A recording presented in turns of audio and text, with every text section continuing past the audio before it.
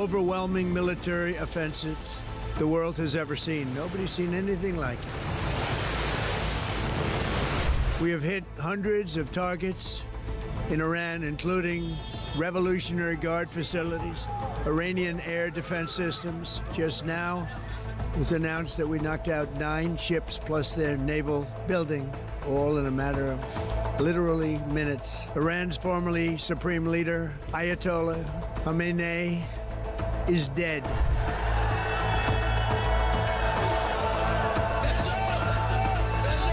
I spoke to you about the situation in the Gulf and explained that the United Kingdom was not involved in the strikes on Iran. That remains the case. The basis of our decision is the collective self-defence of long-standing friends and allies and protecting British lives. That is in accordance with international law, and we are publishing a summary of our legal advice. We are not joining these strikes, but we will continue with our defensive actions in the region.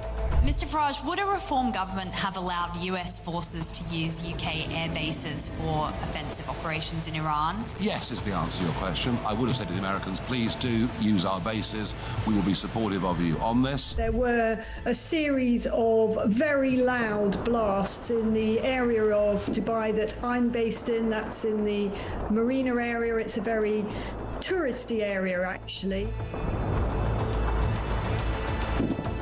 Those blasts were the loudest we've heard yet, but equally we are reassured that they are most likely the sound of interception by the UAE's quite sophisticated THAAD interception kit. That is the Terminal High Altitude Area Defence System.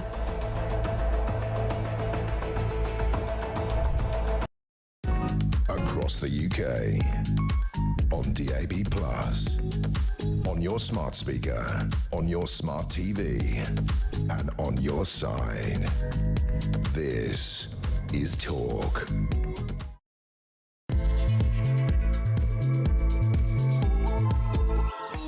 Hello, good morning to you. Another dramatic news day. Headlines overnight as things escalate in the Middle East, more bombs raining down.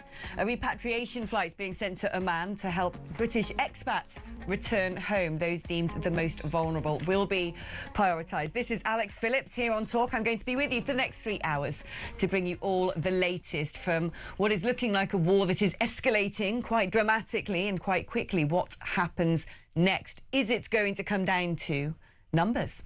Is it going to come down to money? Is it going to come down to whether other people join the theatre of conflict? There is so much to talk about today. I'm pleased to say, delighted in fact, that I'm joined for the whole programme by the brilliant Philip Ingram, MBE, former senior military intelligence officer. Well, I did say to Ted yesterday, if Big Phil's not in that seat, there's going to be a reckoning between us. Why? Is there something going on? I think there might be, and I think he might be the perfect person to help me are we examining sort of sub-Saharan wheat prices compared to this year and what's happened over the last 10 years and the effect of climate change? Exactly. That is 100% what we're doing. Net zero, the lot of it. Where do we begin? I mean, there is so much emerging all the time out of this. I suppose the big top line that's being carried across various newspapers today is the outburst by Donald Trump against UK Prime Minister Sir Keir Starmer, saying, well, it's quite clear, we're not dealing with Churchill here. Yep. What is your take on all of this? What is Starmer doing? Is he making the right decision? Is this perilous? What is Starmer doing? I don't think anyone knows what Starmer's doing. I'm not a great Donald Trump supporter, but the sentiments of what he said are 100% accurate. There's the relationship that there is between the United States and the United Kingdom, and we talk about this special relationship. That's a special intelligence relationship. The political bit is what commentators put on top of it. But it is quite important. And whilst you may disagree with what your mate, your best mate for the whole of your life, who you've supported and they've supported you through everything, is going off and doing at that moment in time, but it doesn't stop you providing the support that they might need, and therefore you can whisper in their ear and say, hey, maybe you do it this way, you do it that way. Starmer's cutting that off, and he's cutting that off for no good reason whatsoever, because for reasons I can't talk, the UK will be directly and will have supported directly US actions into Iran before the bombing happened, and by virtue of the fact that we share assets and we share networks, and it's a convoluted interconnection. By virtue of the fact that we've been so closely linked for so many years, and we'll have known what's going on. So standing up in front of Parliament and saying I'm not giving direct support, he's wrong. And therefore, the use of our air bases... He's lying. He is lying. The use of our air bases, and yes, there are air bases, we own the geography and all the rest of it, but we've allowed the US to operate from there for many, many years, and including the Diego Garcia in the Chagos Islands. We know how critical that is to the United States. There's nothing to stop us turning around and saying, yes, you can use your bases for what it is that you're going to do.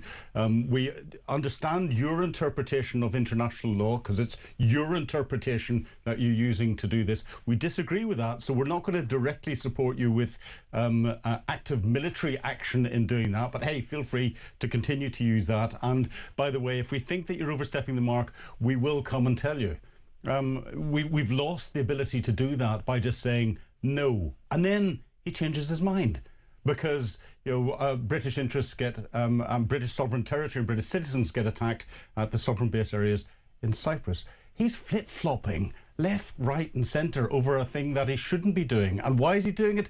Because he's trying to balance off his domestic politics and keeping his Labour backbenchers on side after the disaster of the by-election, the upcoming disaster is going to be in the local elections, how many hundreds of U-turns as he had to do now on policies, right, because people turn around. He's trying to balance that off and stopping there being more reaction on his backbenchers, where little fiefdoms come together and start attacking him and destroy his government from the inside. But he's using international politics to do it. It's disgusting. It's the worst sort of leadership that you can get. Well, talking about being called out for the worst sort of leadership, let's have a look at what Donald Trump had to say about Sir Keir Starmer. But this is not the age of Churchill. I will say the UK has been very, very uncooperative with that stupid island that they have, that they gave away and took a 100-year lease, having to do with perhaps indigenous people claiming the island that never even saw the island before. What's that all about? They ruin relationships. It's a shame. It's and that country, UK, and I love that country. I love it. My mother was born there. I love it. The UK, what they're doing with energy and what they're doing with immigration is horrible. The energy is through the roof, the highest in the world. And the immigration is, I mean, look, you have places where in the UK, you have a terrible mayor of London, terrible. He's an incompetent guy. But you have Sharia courts. You don't have Sharia courts. You don't want Sharia courts. You have Sharia courts adjudicating law. So it's very simple. Immigration, very importantly, immigration and energy. And you bring it back. Otherwise, you're not going to bring it back. Yeah, interesting remarks there. And actually, I want to put to one side right now the connection here between immigration and perhaps the decisions that Sir Keir Starmer has taken, because we've just had some latest breaking news. Wait for this one, Phil. Reports that HMS Dragon, due to head to Cyprus, won't be setting sail now until next week. For those of you listening on the radio, I called you Sir Philip then. I just knighted you on air. No, Philip Ingram has his head in his hands. You should be Sir Philip Ingram. Has his head in his hands and goodness, is looking despairing. Why do you think that is? Just not ready, ill-equipped? We haven't got the detail behind it, but there's been an abject failure at one level and possibly different levels. So what should be happening in this is military commanders and planners are sitting looking at what's going on around the world. This is part of what used to be called strategic command, looking at what's going on and go, things are happening down there. We might need to send a ship back in that direction. And what you then do is you reduce the notice to move on the ship. So whilst they're in port, they're probably on 7 or 10 days or 2 weeks notice to move. So 2 weeks out, you go, we need to reduce your notice to move to a week. A week out, you reduce your notice to move to 3 days. 3 days from potential deployment, you take it down to 24 hours. So what that does is it gets the crews into the areas. You start to put all your supplies onto it. You then get the crews on the ship when you reduce it to 24 hours notice to move. You've got all your ammunition on there. You've got all your food on there. You've got the fuel in. You're doing your final little tightening your nuts and bolts that you need to do before you go off. And then when the politicians make the decision to go, you go immediately. Yeah. If that notice to move hasn't been reduced, that's a military failure. If the politicians have stopped the military from doing that, then that's a political failure. If the planning hasn't happened to do that, it's a military failure. And if the politicians hadn't insisted on getting ready for that, then it's a political planning failure. Or it could be the military have got everything ready and everything is sitting there and the government is just saying, just hang on a minute. If that's doing it, that's an abrogation of duty by our politicians. And that is shockingly bad. What has utterly astonished me in all of this is we saw America moving its assets into the seas and oceans in the region. We saw them making sure they were surrounding Iran with kinetic capabilities. And for weeks, we've had the disgusting, vile, bloodthirsty oppression of the Iranian people, and Donald Trump saying, don't worry, I'll come. And all the commentary here, like, why isn't he doing anything? Why is he not bombing Iran? And so this dragged on for weeks. People saying, well, he said he was going to. And I remember them all using the word taco. Oh, all the smug leftist legacy media presenters and commentators. Oh, taco. Oh, he's bailed on it again. Then all of a sudden when he does something, like, oh my God, I can't believe he's doing that. And but we knew. We knew that this was coming. It was so patently obvious at some point. Yeah. Israel and the US were going to strike Iran. We knew that. And we know that the UK and the US have various military bases, land, sea and air, all around that area. And so to me it would appear, I know we've only got 3 out of 6 warships like able to even go anywhere, which in itself is horrifying. But the fact that after the event, we've had to have France, for crying out loud, and Greece rush to protect Cyprus, because Cyprus is saying, like, hey, we're now getting attacked, come on. And we, in theory, should have the bigger military, the better military. We're a naval empire. Yeah. And the fact that after the event, after pressure and public humiliation from America, Starmer's gone, OK, I'll send a ship then. And it turns out, well, it's going to take a while to get there. And then it's like, well, we can't send it yet. Yeah. You suddenly realise how undefended Britain is and how exposed our airmen, our servicemen and women in Akrotiri are. Well, and in other parts of the Middle East. The government knew that something was happening because they forward deployed F-35 jets from 617 Downbuster Squadron to RAF Akrotiri. They put more Typhoon jets down there. So they knew this was coming. Right. And therefore, there's no reason why they shouldn't have put further air defence capability in. They could have put some of the Army, I think it's called Sky Sabre, I'll need to check this, air defence missiles down at Akrotiri. They haven't done that. And they could have reduced the notice to move and started to move a Type 45 destroyer, which is perfect to get into the area, down into there, or not withdrawn it from the Middle East beforehand, parked it in Cyprus for a bit, or parked it in Gibraltar so it's closer and could be maintained and stuff in Gibraltar. But they haven't done that. And there's been abject failure somewhere. The government will have known what's going on. Right. I haven't got access to any classified material whatsoever, and I could see what was brewing and what was going to happen. I could see it. I've never served in the military. I just sit here using my eyes in the same way that it was patently obvious Russia was going to cross the border into Ukraine. It was patently obvious that this offensive was going to take place. If the people were publicly talking about it, Donald Trump was saying, we're going to do something. Iran, be careful, we're going to come and get you. It was being said. All the assets were in place. We knew. And we'll have known that Iran will have bitten back. And we know that they've got proxies all over the region, and we know that Cyprus will have been a target. Now, the Greek ships and the French ships are there to protect Cyprus as a sovereign territory, because Cyprus is part of the EU. So this is the EU stepping up. It's a pity that the UK can't step up now that we're independent of the EU. It just happens to be that on Cyprus there are sovereign base areas that are British sovereign territory that we are responsible for looking after. Now, the EU umbrella that's going to put over it is now looking after British sovereign territory. This is not what we voted for in Brexit. It's we're in a pickle. There's all sorts of questions that need to be asked. But before we go to break, I just want to come back to you on what you had said earlier about the interrelation between US and UK capabilities that exist, where, you know, this idea that Starmer said, we're not involved, we didn't know, da-da-da-da-da, it doesn't ring true. No, it doesn't ring true. I'm sorry, there's activities going on around the world where we are so closely linked in what's going on. We know just about everything of what each other's doing. There are certain areas where you compartmentalise and you don't let them have access. We didn't let the Americans have access to our intelligence and what we're doing operationally in Northern Ireland, because this was domestic. But when you've got something on a global scale like has been happening in the Middle East, especially when you've got negotiations going on, the details from those negotiations, the nuclear negotiations, will have been briefed out at highly classified levels in through the intelligence agencies. There's no way could Starmer not know what was going to happen. It's not the first time information's come from the intelligence agencies, and Starmer seems to have decided to act in a way one would imagine contrary to their suggestions.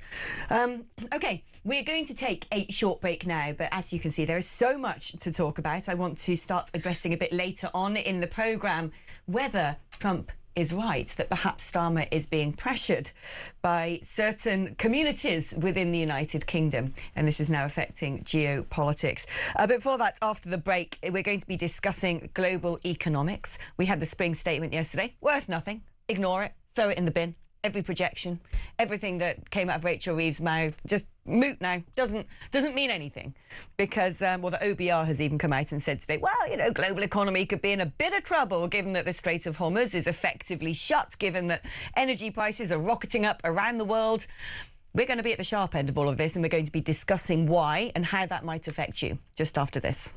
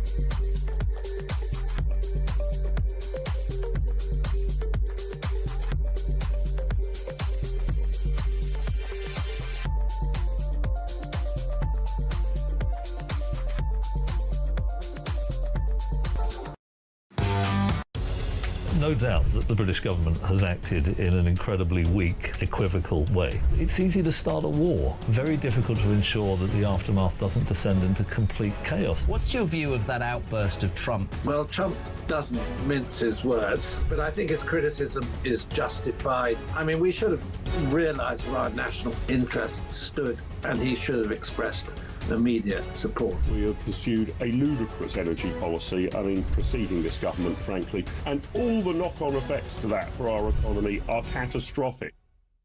The UK on DAB+, on your smart speaker, on your smart TV, and on your side. This is Talk. Hello and welcome back to the show. Now, we have been told there is no need to panic buy petrol over the Iran crisis, except, of course, every day 80 oil and gas tankers pass through the Strait of Hormuz, and right now they can't. And not only that, oil fields, gas fields, all being very deliberately targeted by Iran to send shockwaves around the world. International oil prices have climbed 12% since fighting began. Gas prices have gone up by as much as 90%. Over the previous winters, we have been critically dependent upon Qatar for liquefied natural gas. It's kept our lights on because guess what? Sun don't shine during the winter months that much. And now Qatar is not going to be selling its LNG don't even know if it can. Has it got access to it? So we know that we are going to be facing a huge economic shockwave, and with Britain having already some of the highest energy prices in the world, still being dependent upon foreign imports of fossil fuels to make sure we don't face blackouts, given that we have, of course, banned exploratory drilling in the North Sea and essentially concreted over extant oil wells. I think we could be in a spot of bother.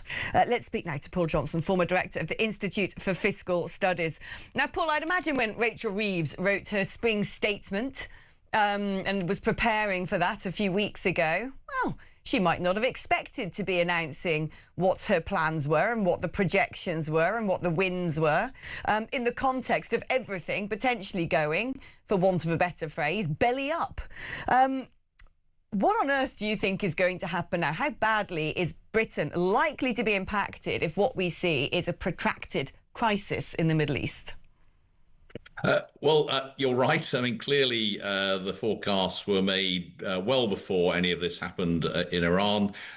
You have to feel sorry for us, the British public, but also actually for the Chancellor when it comes to this. I think she was hoping to have a stable period. I mean, it's been rather nice, hasn't it? We've come up to this spring statement. There's been no speculation and actually no policy surprises yesterday, but this huge uncertainty created by what's happening in the Middle East. Now, the answer to your question really is it depends. It depends on how long this goes on. So throughout history, we've had lots of these kind of spikes where energy prices go up briefly because of something happening in the Middle East or somewhere else, and then they come back down again once things settle down. And if that happens, then the effect will be pretty small. On the other hand, we've had other examples where this has lasted a long time, whether we're looking at the Ukraine war or whether we're looking back to the crises of the 1970s, and that can have a really big effect on the economy, on household incomes, on everything else. So it all depends on how long this goes on. I don't think we are going to see the scale of increase in prices that we saw after the Ukraine war, and I don't think we're going to see the scale of global economic disruption we saw in the 1970s. But if this goes on for a period of time, then clearly we're going to see a drag on the economy, a drag on our incomes, and higher energy prices. How is this affecting stock markets? How is this going to affect the UK's borrowing ability? One would assume that coming over the horizon is going to be inflation. One of the things that she, gave herself a pat on the back for yesterday was saying, well, we haven't put up interest rates. In fact, they've come down 6 times under our watch, well, under the Bank of England's watch. Inflation is now under control. Well, the thing is, whenever you suddenly find yourself in a situation of fuel shortages, the inability to move products from one part of the world to the other, and we know that Iran's targeting the Strait of Hormuz, naturally the end result is always inflation. Yeah, I mean, and I think this is where governments don't do themselves any favours when they claim that things that are happening anyway are down to their great management. I mean, actually, the fact that interest rates were coming down was going to happen anyway, really not much to do with what this government has done. And you heard Rachel Reeves yesterday effectively blaming the last government for the 11% inflation we had back in 2022. That wasn't the last government's fault. That was the result of the Ukraine war. So governments actually have less control than they often claim they have, and equally it will be very unfair to blame this government if we get a spike in inflation as a result of what's happening in the Middle East now. But yes, we will probably again, if this persists, and it really is a big if this persists, then this is bad news on all fronts. It'll create an increased cost of living here. It'll be bad news for growth. It'll be bad news for the Chancellor in terms of public finances, and a really tough decision actually for the Bank of England as to what they do on interest rates, because you're right, it will increase inflation. You'd normally think, well, if inflation's up, that is a reason for increasing interest rates, or at least not cutting them. On the other hand, this is just a negative shock, which will be bad for the economy more generally. And if you increase interest rates at the same time, then that could slow the economy even further. So this is another tough decision for the Bank of England. I think the most likely outcome is that interest rates will fall rather less quickly than we previously expected. You say it wouldn't necessarily be fair to blame this government. I tend to disagree on that, because I would suggest that the first priority of any government is the defence of the realm, and I would say that this government and previous governments have actually not shored up any sort of resilience when it comes to energy self-sufficiency, food self-sufficiency, manufacturing self-sufficiency. And when you suddenly end up in a situation where you are on the outskirts of a war, that you could be dragged into that conflict, or at least you're going to be suffering the shockwaves of that, then when you have not protected your country, knowing that you're going to be able to keep the lights on, knowing you're going to be able to keep factories manufacturing the things that you need, knowing you're going to be able to get the food and the produce you need, that has a big impact, which pushes up prices because of scarcity. Do you think that's a fair assessment, that actually this government has potentially been, and I would add previous governments, rather self-indulgent by sort of playing a very sort of, you know, I would say lackadaisical game with thinking there's not a crisis at the moment, there won't be, so we can focus on all of these nice-to-have priorities instead of looking at, wow, you know, if we do come to a moment where the proverbial hits the fan, we're going to need to make sure that we can access oil and gas in the North Sea, etc. Well, I think you've got a fair point on accessing oil and gas in the North Sea, though not that the decisions that this government has made would make any difference to that now. I mean, that's those choices are about access over the long term, because new drilling takes an awful long time to come through. But but the future will happen, and I think that is an issue. Otherwise, I don't think what you said, frankly, is fair. Or if it is fair, then it's a criticism not really of governments but of the electorate. Because if we had done as you suggest and tried to be significantly more self-sufficient in food or significantly more self-sufficient in manufacturing, that would have cost us an enormous amount of money. It would have meant that we'd be even significantly worse off than we are now. I mean, what I think we've done is take part in a world trading system which we've taken advantage of and has maintained at least our living standards over the last few years, even though they haven't been going up. I think if we'd invested tens of billions, and it probably would have been hundreds of billions, in supporting manufacturing and farming and trying to become more self-sufficient, we would be an awful lot poorer than we are now. And I don't think, quite rightly, the electorate would have stood for that. Paul, thank you ever so much. Paul Johnson there, former director of the Institute for Fiscal Studies. I get that we live in a globalised world, Phil. I get that things that cost far less to make in China, and it's cheaper for us to import those things rather than make them here. I guess, I understand that the international community has pressurised people into net zero. I don't think we should have jumped through those hoops. But I do think that a lot of what this Labour Party government has done, and frankly the previous government, has almost been an act of national self-sabotage. Because to ban exploratory drilling, OK, you could turn around and say, we don't want to use oil and gas because we're going to hug some trees, etc. Yep. But to actually pour concrete in those wells, to ban the exploratory drilling is tying your hands behind your back in the moment of crisis. And this is, and I think we've been woefully politically naive. Now, I understand we can't sit there and be Fortress Britain and say we're going to manufacture everything ourselves, we're going to only eat food that we grow on this island. But at the same time, you always have to look what your enemies are doing. There's been a huge campaign in China to become 100% self-sufficient in agriculture because they can see the way the wind is blowing, because they want to control the maritime routes, as does Iran. This is the new theatre of war. Whoever controls those trade arteries messes with the global economy.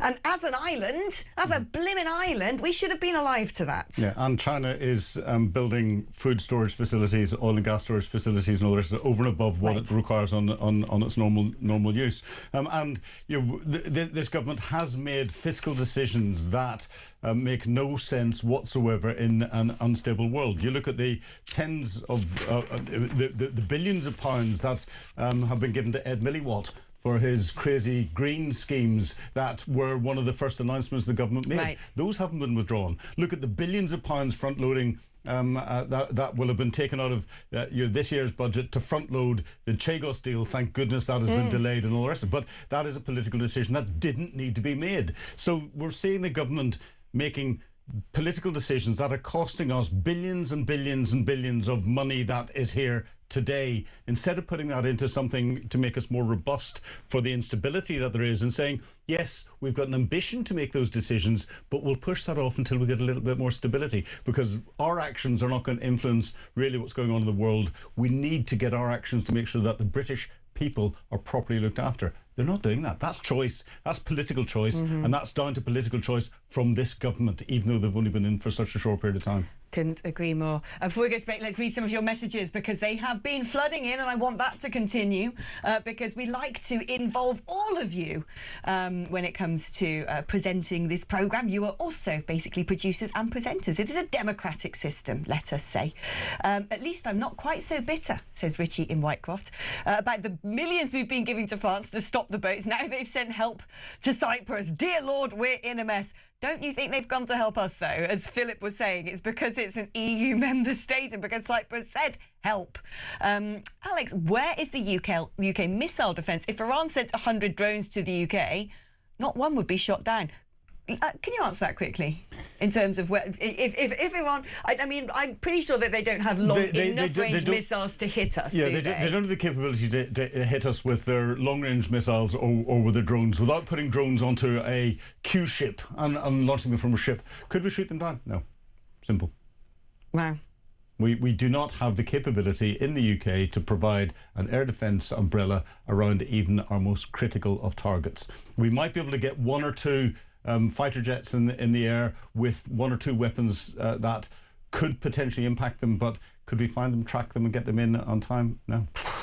Although it does have to be mentioned that it was the first time an F-35 has been in combat shooting something down. Well, yeah, £100 million aircraft with hundreds of thousands of pounds worth of missiles to shoot down 25,000 a drone that costs $35,000. Yeah. We are getting this wrong.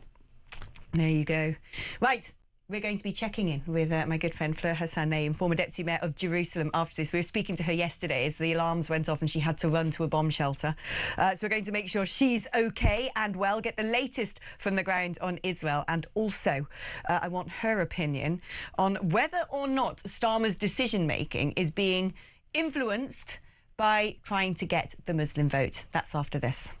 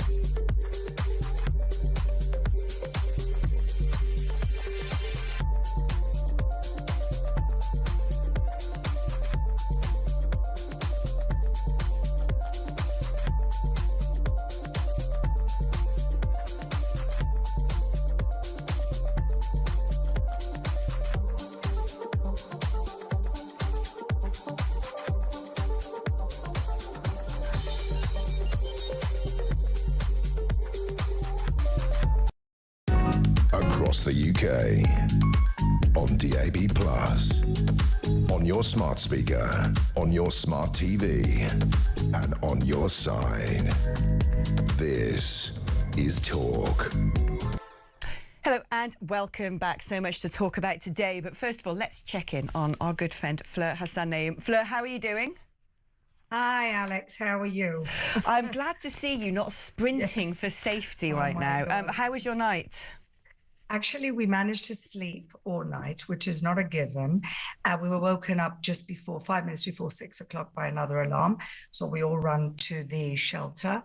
And it's been quiet since. So I hope we can have our interview in peace and quiet, not like yesterday. Seems like nobody needs to get a gym membership in Israel. You're Good point. One thing I love about Israelis is that amazing sort of blitz spirit that you guys have. It's really extraordinary. We make lemonades out of lemon, Alex. You really do. You really do. Sometimes I sit there thinking I'd like to hang out in the bomb shelters with you guys. There's some of the clips I've seen. It looks like well, you love this. Somebody came up with an app so that when you go into a bomb shelter, you can see who's single in the bomb shelter. You're kidding me. Yes, you can't make this up. So that you scan a QR code and you can see who's single. Who knows? Maybe you'll get some couples coming out of the experience. You never know. This is amazing. This is one of my favourite revelations ever. My producer's looking at me through the glass, shaking his head, because he can see he knows me so well. Ted knows what's going on in my head. Like, oh, Alex needs a date. Time to go to Israel. Anyway, let's talk quite seriously now, because Donald Trump has launched a blistering attack against Sir Keir Starmer, saying, you know, this is clearly no Churchill that he's dealing with, but has also basically said, well, you know, he is in the pocket of some of the foreign imports into the United Kingdom who might have their own geopolitical viewpoints. And an interesting thing, yesterday, our Prime Minister was in Westminster Hall, in the Palace of Westminster, in our Parliament, where 100+ Muslims were celebrating the end of Ramadan, and he was there. This is what he had to say to them. But on Iran, I want to make clear the UK was not involved in the offensive strikes of the US and Israel, and that remains the case. I mean, Fleur, what do you make of that? He's kind of proven Trump's point, hasn't he? Well, you know, the whole thing is a little bit pathetic at this point, Alex, because, well, you know, his original statement was like, oh, you know, Iran is a terrible regime. The Islamic Republic is a terrible regime, but we have nothing to do with it.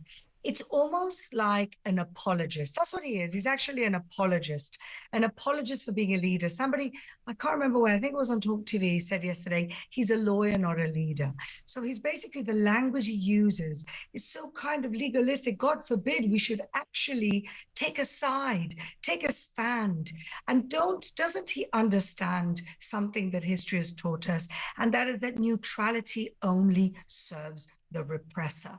And the repressor and the oppressor are the Islamic Republic of Iran, who have been killing British nationals and Americans and Israelis and people all around the world. You know that England has foiled Islamic Republic terror plots in England. And he wants to be neutral. Why does he want to be neutral? He's either scared or he's pandering to the vote. But you know what? At the end of the day, Alex, leadership is not about taking a poll and seeing what everything is. Leadership is about taking a stand and sometimes doing what's not popular. That's real leadership. And so, unfortunately, Trump is right. He's no Churchill, but more than that, he's worse than Chamberlain. I tend to agree with you. And actually, when you look at some of the things that have been taking place in the United Kingdom, really unsurprisingly, unfortunately, since the outbreak of this war, it reminds me of what happened in the aftermath of October the 7th. We've got British students mourning the beloved Ayatollah at universities. A dozen student societies have expressed their sincere condolences to the beloved Iranian Supreme Leader. One advertised a candlelight vigil in his memory. There have been vigils at British mosques for the martyr, Ayatollah Khamenei.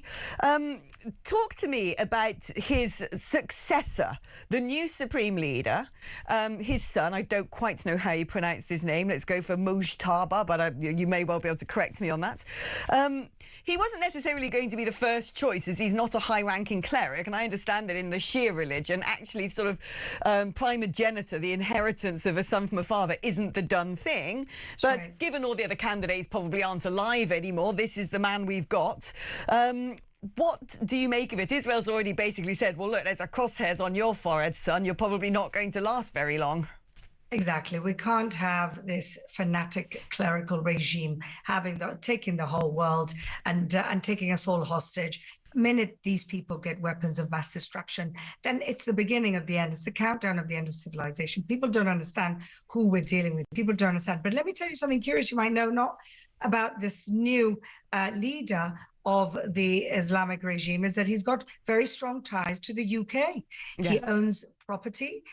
He visits often, and he's been doing that with impunity, even though he was the son of a murderer dictator from the Islamic Republic for years. And so, yeah, maybe Keir Starmer could be very proud of that. But honestly, it's, you know what's really sad to me? You know, I'm Israeli, but I'm also a Brit, Alex, is that Britain saved the world twice First World War, Second World War, Britain saved the world. And now they can't even save themselves and they can't even protect their own bases in Cyprus. What's happened?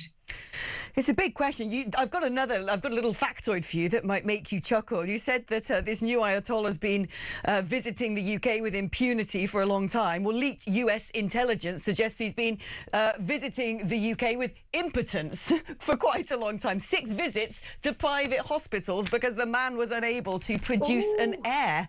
I don't know how true that is, but it certainly put a wry smile on my face. Oh, dear. What is one of the big questions now, and you know how it works in media, where someone asks a question or someone makes a point and everyone just parrots it all of the time and keeps repeating it. And the current one is, so what's the end point? How is this going to work out? Which I tend to say, like, well, no one knows the end point of a war. You go in there because you've got to defend yourself. You're having to either, preeminently strike, but it's still in reaction to a threat. And no one's got a crystal ball who says, well, in about 6 days' time, that's going to happen, and then this will happen. But it's being sort of used, isn't it, to say, well, perhaps they shouldn't have done it because they don't quite know what the end goal is. My feeling is that's probably not correct, because Iran has for a long time been the enemy of the West. I went to a talk about 7 years ago in Westminster talking about Reza Pahlavi and bringing back the extradited son of the late Shah. I don't think at all that this is a sort of, blind leading the blind, let's just go in there for no reason. But I wonder if you have a better understanding of how Israel might see things playing out, whether this is going to be about the wholesale removal of the regime and what its replacement would be. Yeah. Well, a lot of people are a little bit traumatized, and I can understand that with the experience in Iraq and Afghanistan, where nothing really changed. But I want to let people know that Iran is very different. First of all, Iranians feel like one country and one nation, and yeah, there are minorities. But it's not like Iraq and it's not like Afghanistan where it's all tribal. The Persian people are different. They're not the same. B, they've got a very strong Iranian diaspora, as you know, Alex, from what you've seen in London, and you see it in America, and you've seen it in Europe. They've got a very strong, very influential, very wealthy diaspora, people who are willing to really get their hands dirty, to get their countries back and running. I've got 3 friends who are making now a very dangerous trip back to Iran to try and be there for this transition. And then the people have to decide now. At the moment, something that never happened has happened, is that the people in Iran are shouting the name Reza Pahlavi, and the diaspora are shouting the same name, Reza Pahlavi. And Reza Pahlavi himself has said, look, I don't want to take over. I just want to be a transitional leader. I don't know if he's the answer, or I don't know if there's internal opposition. But the point is that these people, after 47 years, they are ready to take charge and take their country back from the occupation of these Shia crazy lunatic clerics. And that's the main thing. And then finally, Fleur, there's also been a sort of a few contradictions and speculations. Again, I think most of it's been deliberate mischief-making from our left-leaning legacy media about who started it. Oh, was it Israel who forced America's hand, which sort of seemed to be something that Marco Rubio suggested? Or was it more that Donald Trump was right when he said, no, we decided we were going to do this? Or does it actually even matter who basically pulled the trigger on this? Look, ultimately, it doesn't matter who pulled the trigger, but the point is this, that America has a strong leadership who understands that the world cannot afford to let this regime get weapons of mass destruction, because then they're going to be putting the whole world in danger. And Donald Trump understood it.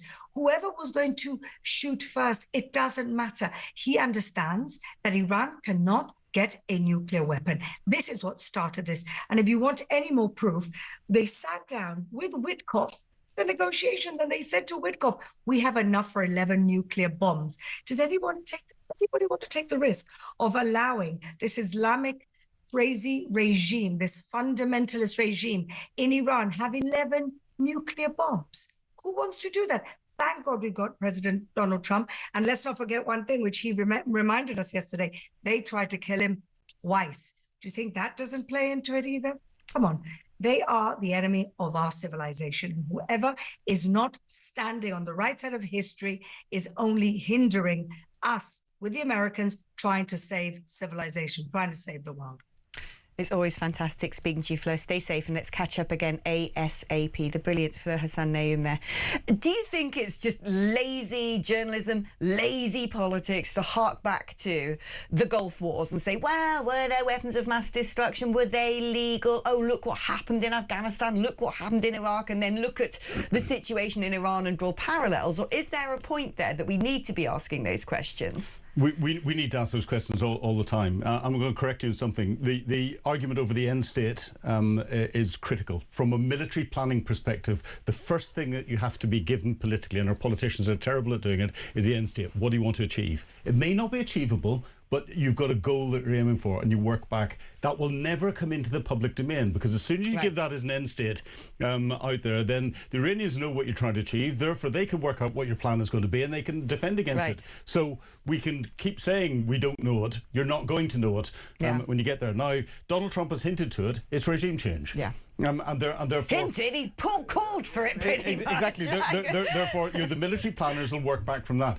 You cannot plan military operations unless you know what you're trying to focus on in the future. It hasn't worked many times beforehand. That's because you get what's called mission creep, and that's what happened in Iraq. That's what happened in Afghanistan. That's what happened elsewhere. Where Iraq, there wasn't a proper end state stated. Tony Blair and Alistair Campbell took us into that. But we look at the results of that. In Iraq, 179 British troops were killed. While I was there, I lost 13. My best friend was coming out to see me. He was blown in two on his way out in a convoy to see me by an explosively formed projectile triggered by a triggering device that came from Iran. They are linked to that. In the last period of time, there have been 190 attacks by Iranian-backed groups directly against international shipping in the Red Sea and the surround. That is affecting the global trade. And that's in the space of a year? Yes. 190 offences. Well, and also in front of the world's eyes, October the 7th. Yes. I don't know why we sit here pretending that, well, Iran's done nothing to deserve this. I mean, it's... the whole way through, and from 1979 when they've been dealing with the Americans. Remember, 44 days of US hostages, 241 Marines killed in a Iranian bomb explosion in Beirut. In Iraq, the US lost 603 troops. In the last year alone, there have been 170 attacks by the Iranians or Iranian-backed proxies against US interests in the Middle East. Now, My goodness. You're a man who knows things with his ear to the ground and connections that I'm very envious of. So just before we go to break, what did you make of what Fleur said about Iran essentially bragging or suggesting to Witkoff that they could make 11 nuclear warheads? Well, it's not the thing to do when you go into negotiations and poke the bear. Now, I don't necessarily believe what Steve Witkoff says. Iran said 460 kilograms of 60% enriched uranium. That won't quite make 11 different nuclear warheads. But it's not just what Iran can make; it's what Iran can acquire. And we don't know what the relationship is between Iran and Russia. Remember, they've been supplying lots of stuff. If Russia just transferred one nuclear warhead to Iran, it gives it a capability. Over. If the intelligence services identified that as a possibility, and Iran was building lots of long-range ballistic missiles which could carry a nuclear warhead, that's enough to turn around and say, we need to stop this and stop it quickly. See, my American version of you, Rear Admiral Mike Hewitt, who is intelligence in the American Navy, Big Mike, let's call him, to the Big Phil. He said to me on Monday's programme, because he's, he has his ears into everything going on in the US, he said that part of those negotiations, the US had said to everyone, we'll build you nuclear power stations for free. We'll give them to you. Right, let's take a break now. Keep your thoughts coming in, because getting so many messages, and I've got some brilliant calls lined up as well, so we'll be taking those just after these commercials afford my minuscule salary. If you want to join the conversation, it's 03444 99 1000. It's your normal network rate. You can use that number as well to send me a WhatsApp message or leave me a voice note on WhatsApp. 87222 is the number if you'd rather send me a text message. If you'd like to be old-fashioned and use SMS, you have to write the word talk before you write your message. And we're going to be talking to you just after this.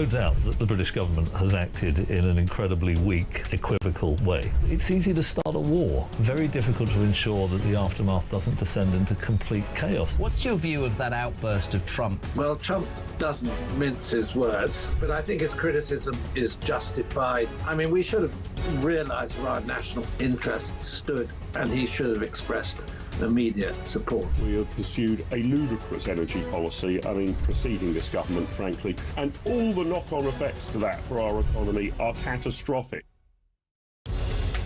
The Green Party have won the Denton and Gorton by-election. Labour in third place. Breaking news that Peter Mandelson has now been arrested. So Mandy and Andy have now both had their collars felt. What would Andrew Loney tell them to do? To come clean, be honest. And if Charles is complicit in this cover-up, which I believe he is, then I think he has to fall on his sword. When you define sex, or gender or sex, what you mean is biological sex, and that's a man or woman.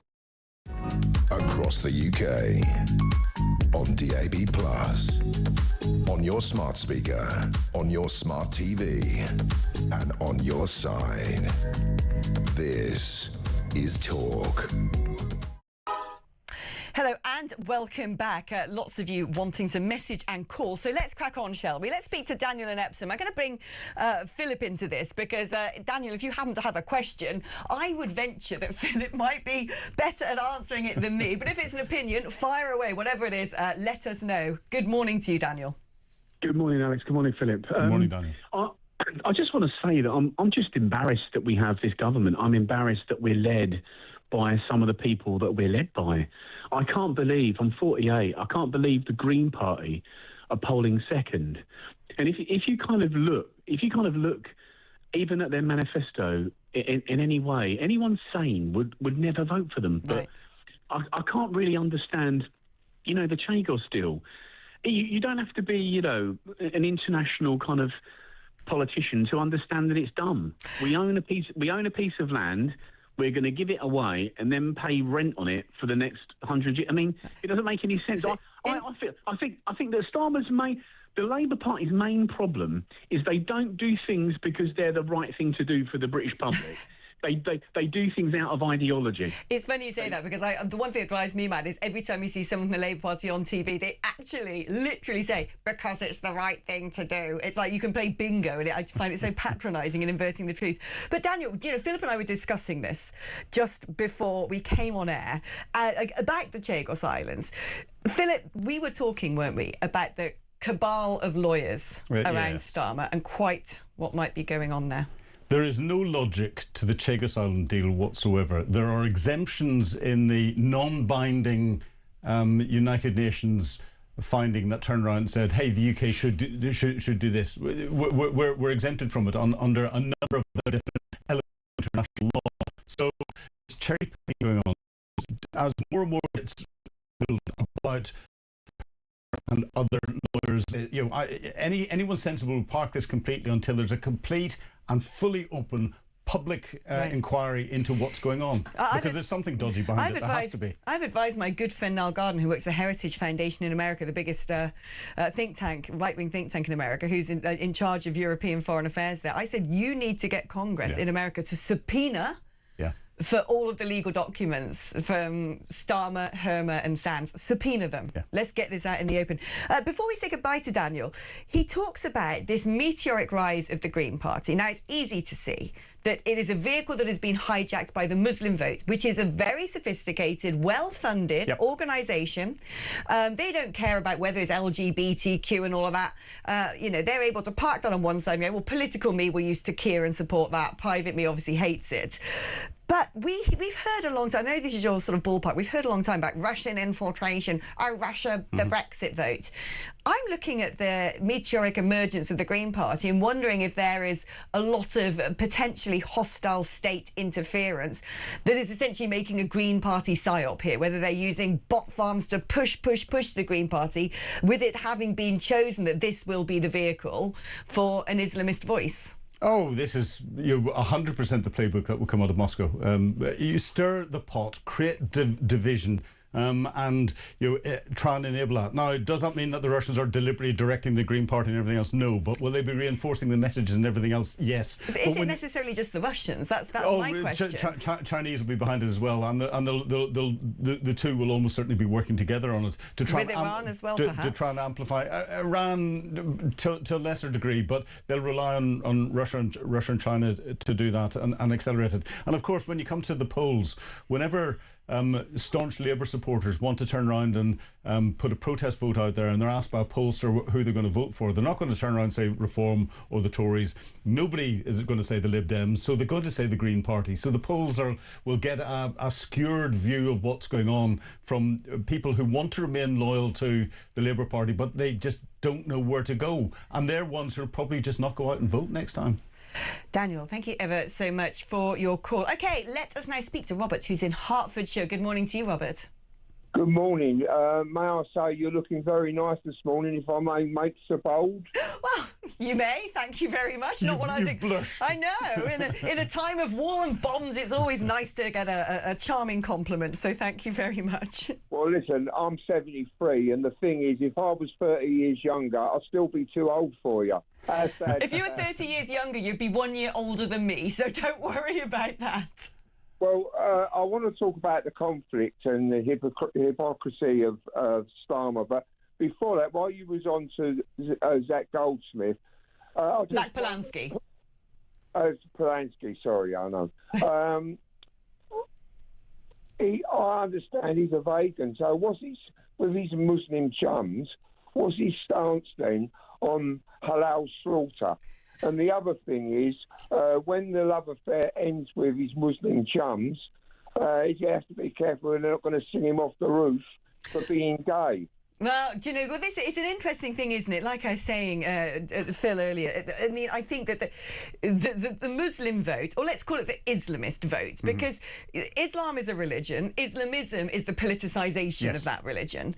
And it is clearly Islamism that is hijacking the Green Party, using it as a vehicle. For the Green Party, they just want to be popular, and a bit like the Labour Party for years, they see a big juicy bloc vote and it will get them into power. And it's amazing, isn't it? They don't, for the party that's all about environment and, you know, hug a tree, they don't care about halal slaughter. They don't care about the fact that many conservative Muslims are absolutely against homosexuality. But neither do the Islamists care that that's what the Green Party stand for. It's a really strange marriage of convenience, but a very dangerous one. It's a party of hypocrisy, full stop. You look at the latest Green Party MP who enjoys her 5-star holidays across the world and runs fossil fuel driven cars. It's do what I say, not what I do, but what they say, they contradict it tomorrow. Oh, that's what Starmer's doing anyway. Well, we're used to that in politics now. Thank you very much for your compliment there, Robert in Hertfordshire. So many messages coming in. Keep them coming. I just cannot keep up with all the different strands we're having to cover. 03444991000, the number to send me a WhatsApp, 87222, the number to send a text. Write the word talk before you text. A lot more coming up. We're going to be speaking to the Shadow Attorney General on what he thinks the legal advice should be just after this. So don't go anywhere. I will see you in a moment.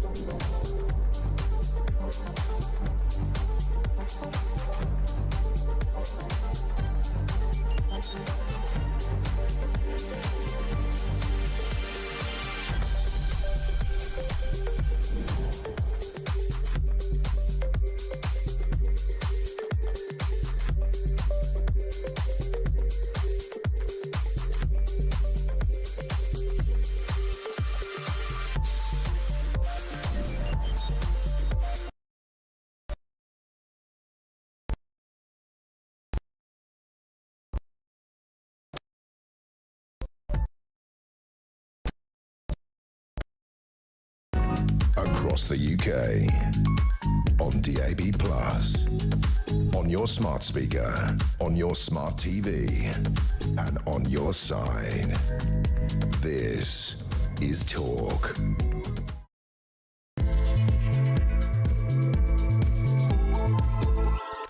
Hello there and welcome back to the show in what continues to be a very dramatic period in history, I would suggest, as conflict escalates in the Middle East, dragging more and more states into the mire. Iran continues its offensive, not just against US bases, but targeting civilian sites across the Gulf, and retaliations as well taking place. An Israeli jet has just shot down an Iranian fighter jet.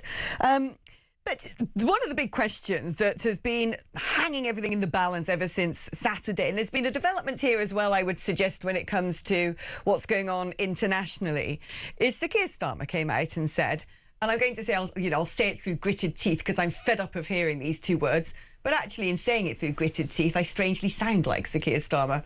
International law. He's turned around and said, well, international law might preclude us from doing this. He's been going to great pains to say to Muslims gathering to celebrate the end of Ramadan in Westminster Hall yesterday, we are not part of this. We didn't do this. Now, interestingly, over the course of the weekend, it appeared when Mark Carney, the Prime Minister of Canada, was asked about whether he supported the offensive action by Donald Trump, the answer was yes. He seems to have now taken a plane down to Australia, hanging out with Albanese, those three. Carney, Albanese and Starmer often doing things in lockstep. Oh, look, you can put kids in bikinis on Grok, so we must ban X. They do seem to sort of triangulate between the three when they want to make some sort of move. But Mark Carney's now questioning whether what America and Israel have done is viable under international law. I would suggest it probably is. I think Philip thinks it probably is, but the person who's been the greatest inspiration to my way of thinking is the Shadow Attorney General, Lord Wolfson, because he put out a brilliant detailed post on X explaining his thinking. So we have him on the programme to do it for us today. Lord Wolfson, thank you so much for joining us. What do you make of this sort of... First of all, why would anybody, when it's very clear that Iran is an extremely dangerous, theocratic regime, want to start muddying the waters by banging on about international law? And also, why do you think that when it comes to international law, what America and Israel have done is perfectly acceptable? Well, thank you for having me on.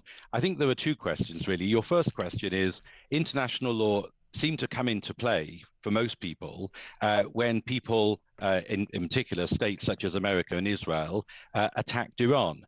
We didn't hear much about international law when Iran was killing tens of thousands of its own protesters. So people do seem to have a selective interest in international law. But international law is important. Don't get me wrong. I think international law is important. As a country, we ought to abide by it. The real question is, what does international law require of states? And I set out in my tweet a justification for the initial action which America and Israel took. But the truth is that matters have moved on significantly, because since then we have had a direct attack on a British sovereign base in Cyprus. Now, it seems to me that there can be no question but that we can respond forcefully to an attack on our own sovereign base. So we can have an interesting discussion about the legality of the original action by the United States and Israel. I've set out my position in some detail. But as we sit here today, there can be no question that we should be taking a muscular response to an attack on our sovereign base. And the problem I have now with the UK government position is this. The government position is that in respect of missiles which are targeted at our sovereign base in Cyprus, we will take defensive measures to take out those missiles. But what we won't do is attack to take out the missile launchers. But what we will do is allow the Americans to use our bases elsewhere to attack to take out the missile launchers, but not to take out the regime leaders who give the instructions to fire the missiles. Now, it seems to me that a good rule of thumb for any legal analysis is that if it leaves you with a result which is internally inconsistent and strategically naive, there are two options. One, international law has gone significantly awry, which is a possibility, or two, your legal analysis is wrong. And that's why I've suggested that the government's legal analysis is wrong, because it leaves us essentially relying on other states to defend our sovereign bases. And that is a ridiculous position for us to be in. Talk to me about the role of Attorney General as Shadow Attorney General, because there's sort of two ways of looking at this in some respects. It's a bit like the Copernican revolution. Is the Attorney General there when a Prime Minister says, I want to do this, how, you know, make this make sense legally, to then say to the Prime Minister, OK, that's what you want to do. This is legally how we prop it up, or this is where the dark areas will be. Or is it that the Attorney General says to the Prime Minister, this is what you're legally allowed to do, so now go and make your decision? A nuance there. But my concern is, I'm under the impression, I could be wrong, I'm not sitting in those meeting rooms, and I've certainly never been down to the pub with Starmer and Hermer, but I'm persistently under the impression that Hermer seems to be the one in control here. How does that role work as Shadow Attorney General or Attorney General? Well, I think it works in the way you want it to work. In other words, the fundamental rule is that the Attorney General is there to make sure everything the government does is lawful. I think the way it ought to work, if I can use the analogy, for example, of imagine a cricket ground. You're there to sort of show how big the ground is, how big the playing area is. Where the politicians want to play the game within that area of lawfulness is frankly a political decision. You're there to set the boundary rope, to say you can't go beyond the boundary because that is unlawful. What you're not there to do is to say you must play here or you must play there. The truth is, in all of these areas, there is an overlap of law and politics. And that is embodied in the position and role of the Attorney General, who in our Constitution is both a lawyer and also a politician. I do think it's important to keep the two separate. I note, for example, this Attorney General is effectively treated as a member of Cabinet. I don't think that's wise. I think the Attorney General should attend Cabinet only for those matters either. It's interesting because a diplomat has said that UK foreign policy is being choked up by lawyers. It certainly seems to me, when you look at things such as the controversial deal over the Chagos Islands, when you now look at this sort of foot-dragging about supporting our greatest allies in an offensive against Iran, that it seems to me that it's definitely becoming a bit of a spanner in the works, a glitch in the system, slowing down what at times needs to be quite quick and decisive policy making. I think it's actually more fundamental even than that. I think the real issue is this. There are some people who start from the proposition that law is the supreme virtue and questions are better decided by lawyers than by politicians. And I think there are a number of people in the government, I think the attorney is one, I think the Prime Minister is another, who quite like to redefine what are essentially political questions as legal questions. And then they say, oh, but you can't argue with our conclusions because this is all a matter of law. I take the view that political questions remain political questions and they have to be decided on the floor of the House of Commons and not in a court. And that is a fundamental distinction, I think, in the way that different people see the political world. Ultimately, these sorts of questions are intensely political. And I would suggest that the truth is that a lot of what is driving the government's response to the crisis in the Middle East is domestic political on an interview, whether these strikes were unlawful. They say, well, the lawfulness is a matter for the Americans to justify.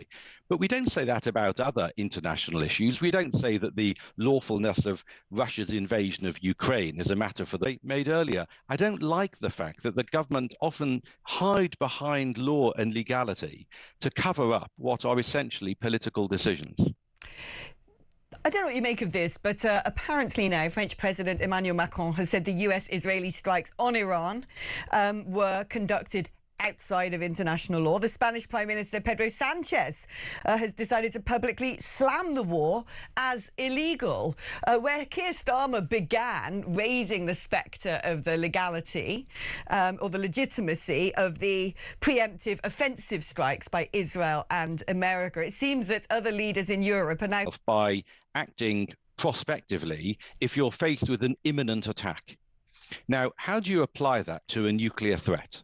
How real does a threat have to be before you can take steps to remove that threat? I had an online discussion with a leading international lawyer, and where he got to was that you have to be 51% against 49% satisfied that they were about to launch nuclear weapons. Well, if you're the leader of any country on earth, that's not the sort of gamble you're going to take.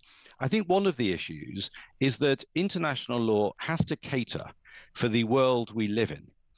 And we have to be real about the world we live in, about rogue states such as Iran, which frankly doesn't care a fig for international law, obtaining weapons which, once used, you can't put the nuclear bomb back in the box. I'm just going to ask you a question. It's just come in from a viewer here, and it seems like a sort of silly, simple question. I'm not saying that to be offensive to you, Brian, who's messaging, because I actually think it's well worth asking, because it's something we keep talking about, international law, don't we? And he just says, who sets international law, and can we change it? Brian's question is, if I may say, an absolutely fantastic question, because there are a number of sources of international law. And I don't want to turn your programme into a seminar, but essentially international law comes from various sources. You have treaties between particular countries, you have conventions which more countries sign up to, and you also have something called customary international law.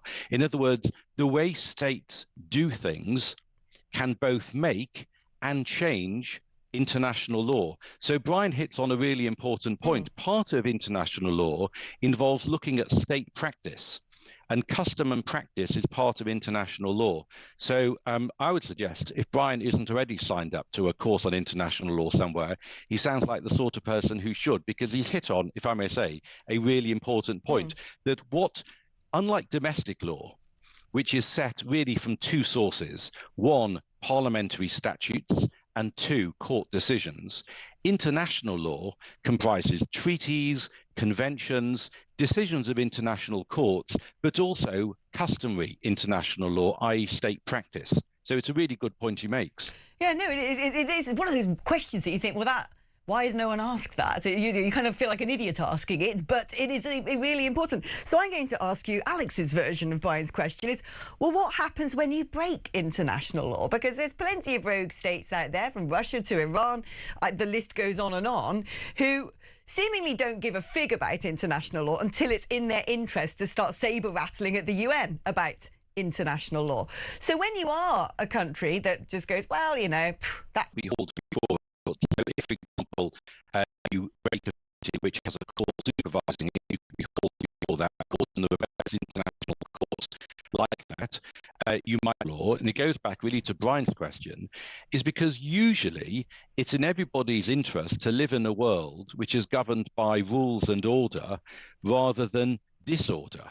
But of course, the problem comes when you're dealing with a state which, as you say, doesn't care about international law. And the German Chancellor Friedrich Merz said yesterday that, of course, one of the problems in dealing with Iran, if you seek to abide by international law, is that he said it's like boxing with one arm tied behind your back. Maybe it's even boxing with both arms tied behind your back. And I think we do need to be clear-eyed about this. I mean, international law is there to make sure that we live in a world of order and rules. That's a good thing. But international law is not meant to be a suicide pact. We're not meant to roll over and have our strategic tummies tickled. And I think we do need to be realistic about that. Is it fair to say, finally, that when it comes to the current state of play with international law and the supranational organisations that are the guardians of it, that there is a heck of a lot that is not fit for purpose anymore? For example, in the UN, the security... The democracies are not a majority. when you look around the world. So when we next hear the UN General Assembly said this, that, or the other, we need to remember who's on it. So far as the Security Council is concerned, you're right. We've got Russia, who flagrantly breaches international law, and we've got China, which is a totalitarian communist state. And that's why I think we do need, as I said earlier, to be clear-eyed about this. International law is one thing. Morality is another. I think sometimes people confuse the two. I remember at the time of the Iraq war, two Church of England bishops wrote, I think, to the Times, saying that war would be immoral. That was the word they used, immoral, unless the United Nations Security Council had authorized it. Well, I fail to see how the vote of President Xi or President Putin makes something moral or not. So let's distinguish between international law and morality. So far as international law is concerned, we have historically been, and we should remain, a country which abides by international law. But we should be very careful before concluding that international law requires us to do things which, as I say, appear either internally inconsistent or strategically naive. It's been a real privilege having you on, Lord Wolfson, the Shadow Attorney General there.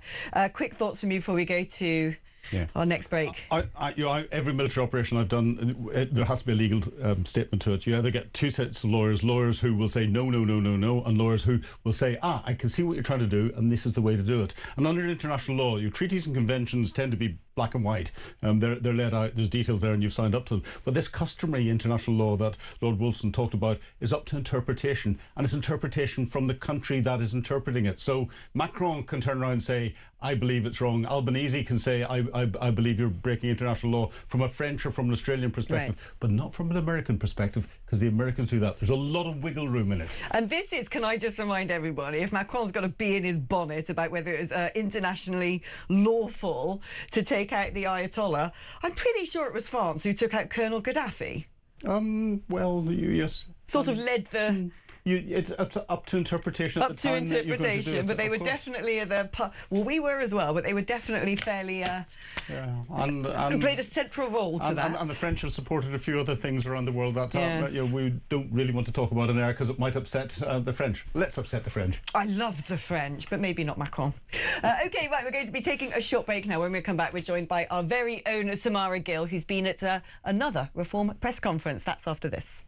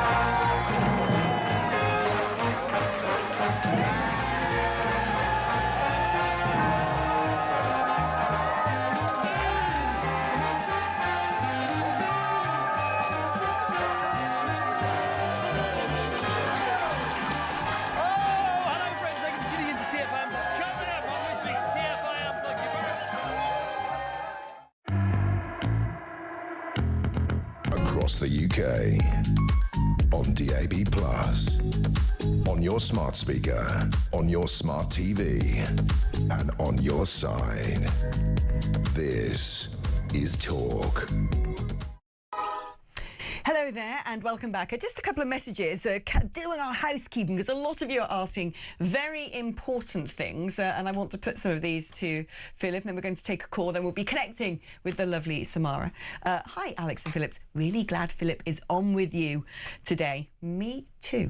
Fantastic and intelligent views. One thing that springs to mind, given you've just added to the long list of incompetencies and failures of our useless Prime Minister, what if the Argentinians are watching what's going on? They'd surely be thinking this would be an optimal time for them to have a go at the Falklands. That's from Mandy. It's very interesting indeed. And we put into context Starmer's slight surrender of Gibraltar as well. So if the Argentinians are going to go to the Falklands, they're not going to try something from a military perspective. They do not have the military ability to try and... I also kind of feel like Milei's, take the Falklands. And Milei's sort of on side. But what they might do is try and manipulate the political decision to say, oh, let's come up with some other form of solution where you give us part ownership or a path to ownership or path to something, because Starmer seems to be up for that at the moment, and that's dangerous. But you're widening that question out.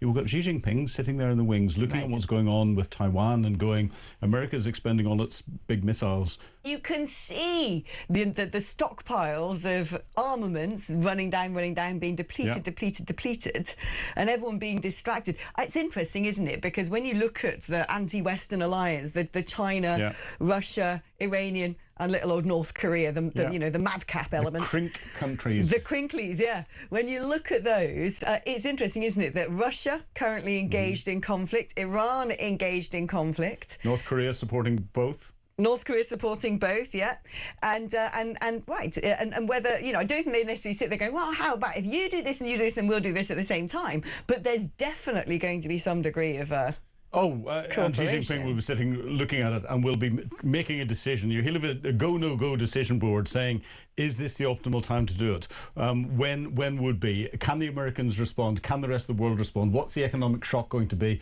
Can we survive that economic shock? He's been preparing for this. I'm worried. Wow.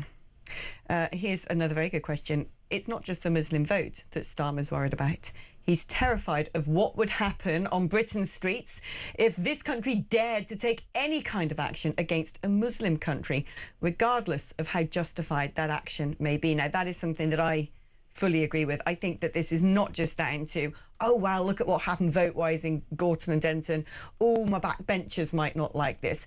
I think that there's another element in here. We know we've got 50,000 Islamists on the watch list. We know we have had porous borders for years now, and who knows who, representing hostile regimes and terrorist organisations, have broken into this country. We know that the IRGC have cells here. We know that they've even committed offensive actions. Is the worry now, you were saying to me earlier, that once the hot war starts to dwindle over there, the risk is it moves to domestic terrorism? Yeah. Once the Iranians run out of conventional military capability, what they'll want to do is continue the disruption and political disruption. To do that, you want to attack the different countries that are raining against you domestically, so they get tied up with that. The way to do that is through terrorism. The Iranian Revolutionary Guards Corps, the Quds Force, have got cells in countries all over Europe and all over the world, and will be in a position, they'll have already set the plans in place to stir up terrorist actions in those countries. And that is probably why, and I'm purely speculating here, the reason why the likes of Palestine Action were banned, because there were tentacles of influence coming in from IRGC Quds Force into Palestine Action that those at the front end of Palestine Action will know nothing about. They will not have realised that this is going on, because the Quds Force are fantastic at manipulating things the whole way through. And we see the naivety that there is in so many different communities across the country. They'll believe anything. We've seen the reaction over Israel and Gaza. They believe anything. And that level of disruption would be brought home domestically and would hit just about every person in this country. I've always thought if you wanted to gather intel, groom, corral and create terrorist cells, then a great way of doing it is using social media and getting everyone marching behind a single banner. Oh, they do. It's I've never understood why we've continued to allow these Palestine marches to take place. Well, and those that are coming illegally across the channel. We have got more individuals, more fighting age men than there are in the whole of the armed services of the British military are in this country illegally. I wonder if the same is true of France and Spain as well, who have also now sort of rowed back from supporting America's offensive actions. Offensive, I mean, in a military sense. Yes. Right, let's speak to Stuart, who is in Belfast. Hello there, Stuart. Hi, Alex. How are you today? Yeah, I'm very well. How are you?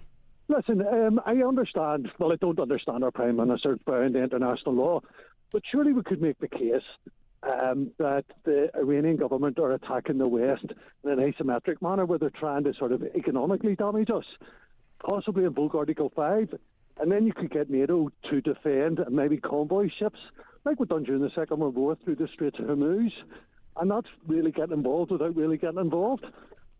Yeah, it's interesting, actually, because, well, this is what Philip would call grey zone warfare, which is not necessarily just about kinetic force. It's not about bombs and guns and missiles. There's a heck of a lot that goes on in the cyberspace, in the economic space. Indeed, even with creating these mass exoduses of people to destabilise countries, with using the illegal immigration as an act of grey zone warfare. And this has been adopted by the crinks for a long time. Yeah. NATO, I can put to one side because we're outside NATO's area of responsibility when it's getting down into the Middle East and everything else. But NATO members are being attacked and can come and work together. There have been the asymmetric attacks that you've discussed, the cyber and all the rest of it. But there's also the terrorism, as we mentioned just beforehand, that asymmetric. But we're also seeing direct attacks against our economy. You know, the 190 attacks that there have been against international shipping in the Red Sea. You know, we have a responsibility as a permanent member of the Security Council of the United Nations, as does Iran, as does France, as does the United States, as should Russia and China, in keeping international trade routes open. But you know, we're seeing some of them supporting the actions that are disrupting that. Our economy is being deliberately targeted by kinetic action from a country that is sending its missiles to the Houthis and telling them where to fire them because they're providing the intelligence to do that. That's a direct attack. It is. I couldn't agree more. Stuart, thank you ever so much for your call. OK, let us take a break now. There is so much more to discuss, so don't go anywhere. Make yourself a cup of tea and we're going to be here waiting for you on the other side.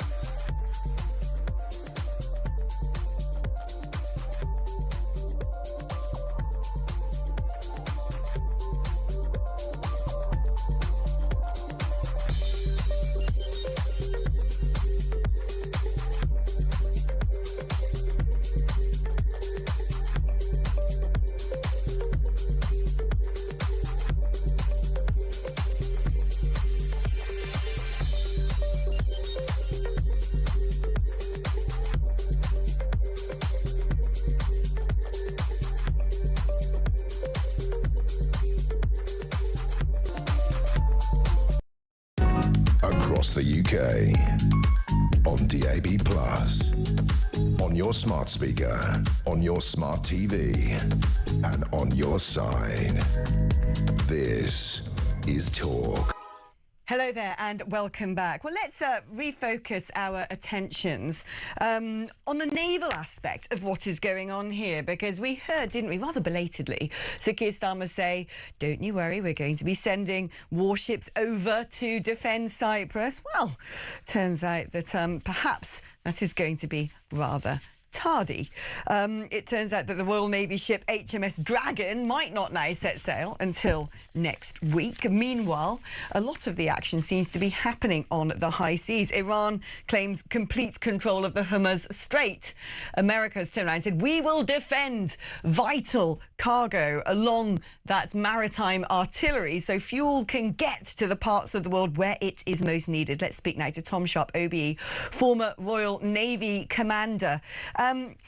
I mean, people have said to me for a long time, Tom, that when you look at the acts of hostile nations, when you look at the Belt and Road Initiative of China, when you look at Russia trying to seize places like Odessa, having already annexed Crimea in 2014, a lot of this comes down to control of maritime routes. We're seeing this again in this conflict. We've seen it already with the proxy, the Houthis, attacking cargo ships in the Red Sea.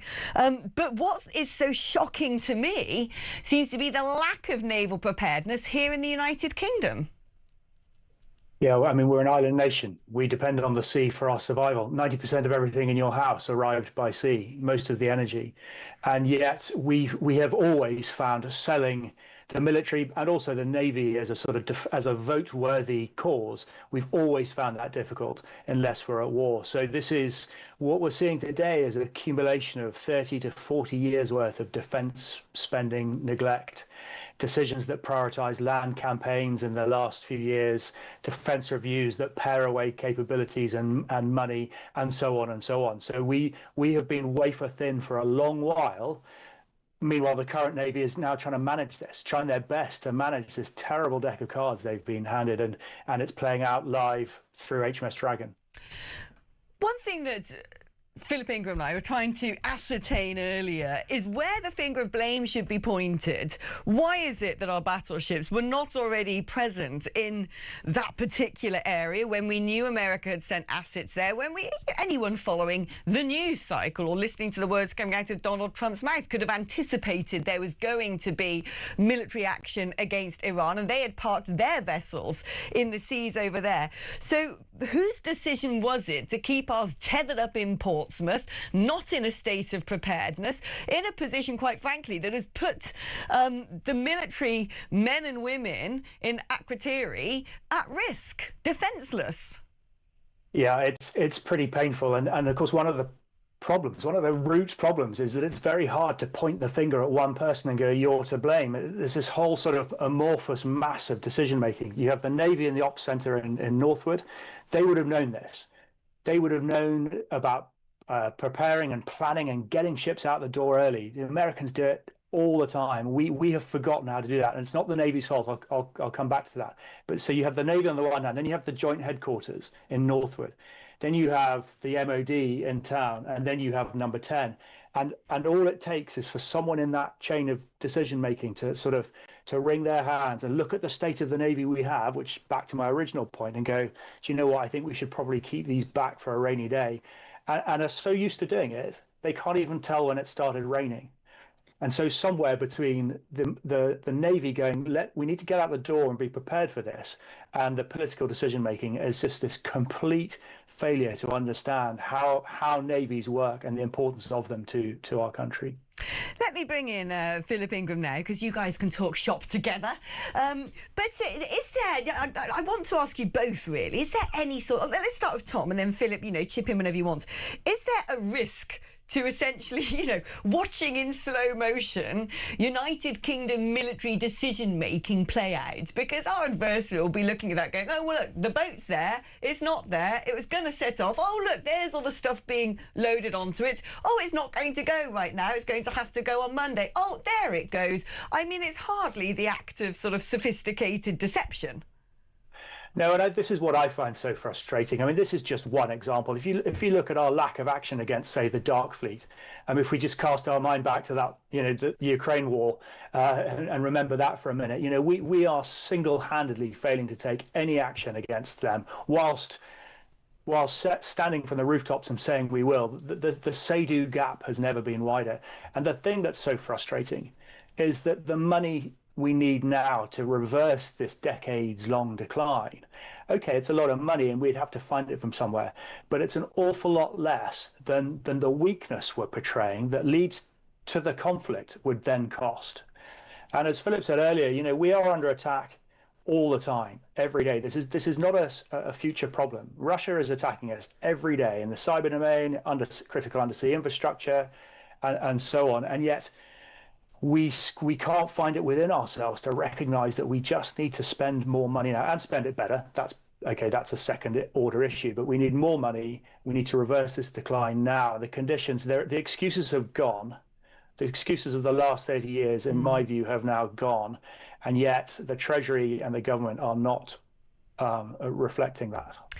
The Treasury and the government see the Ministry of Defence as a pool of money for them to dip into for all of their other little projects. But we've also got one of the biggest defence budgets that there is in Europe, and it's not being spent wisely. And you look at other states. The Poles are buying. They've got a smaller defence budget than we have. They don't have the nuclear deterrent, which takes a big chunk of ours. But they're buying 1,000 main battle tanks. They're buying 1,000 tracked artillery pieces.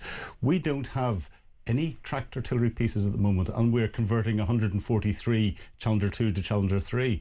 It's ridiculous, and we can't even get our ships out the door. This is wrong. We're not forward-leaning enough.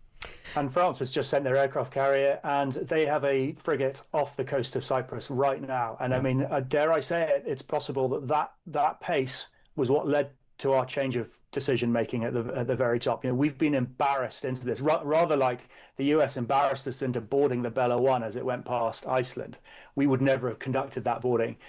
Wouldn't it be nice if we led this stuff occasionally rather than being forced into it by other countries? Yeah, I was going to sort of ask as a second question, but it's almost a pointless moot question, whether we should be backing America in defending the Strait of Hormuz. I mean, the answer is clearly yes, but can we? Well, we do have, I mean, the answer to that is yes. It is very, very difficult. This is not the Bab el-Mandeb. This is the Houthi threat on steroids. And I know that the US and Israel are writing down an awful lot of their mobile missile launchers.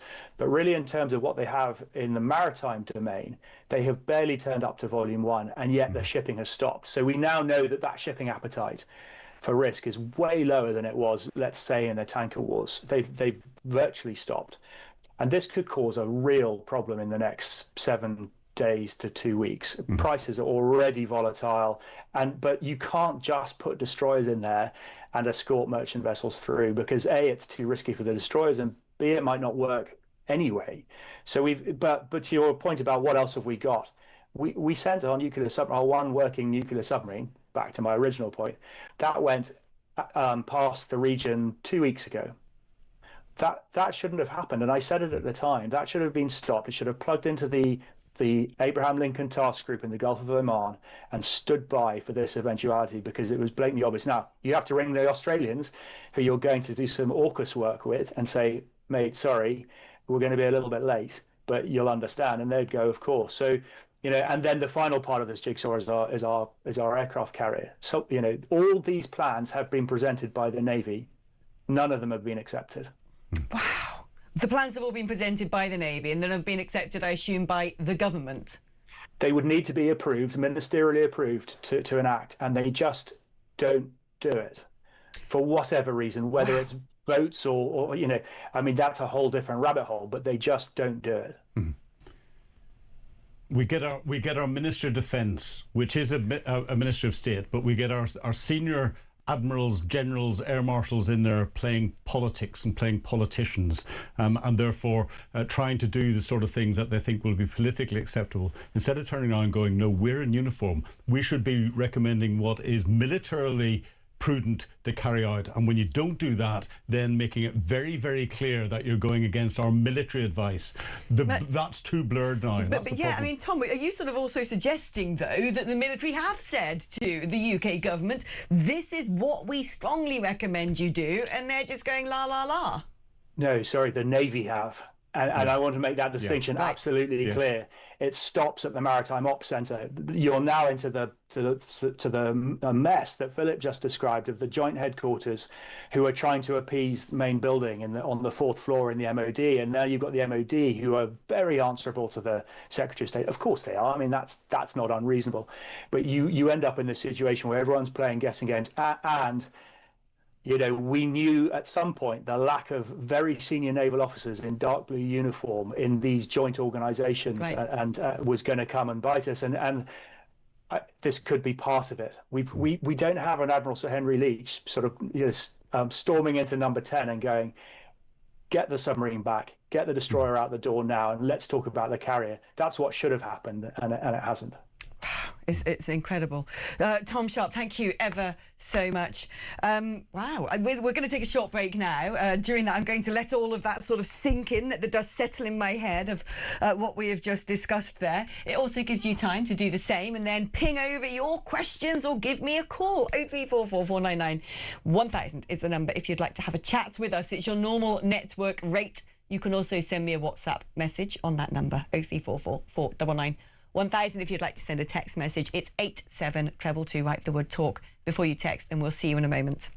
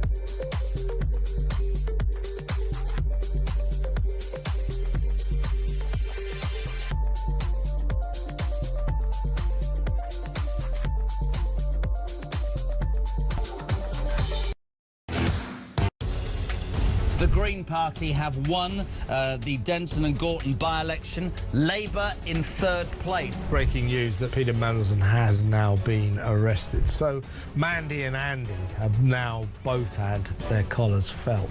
What would Andrew Loney tell them to do? To come clean, be honest. And if Charles is complicit in this cover-up, which I believe he is, then I think he has to fall on his sword. When you define sex, what your gender or sex, what you mean is biological sex, and that's a man or woman, what you are physically, not what you think you are on a Wednesday afternoon. Across the UK, on DAB+, on your smart speaker, on your smart TV, and on your side. This is Talk.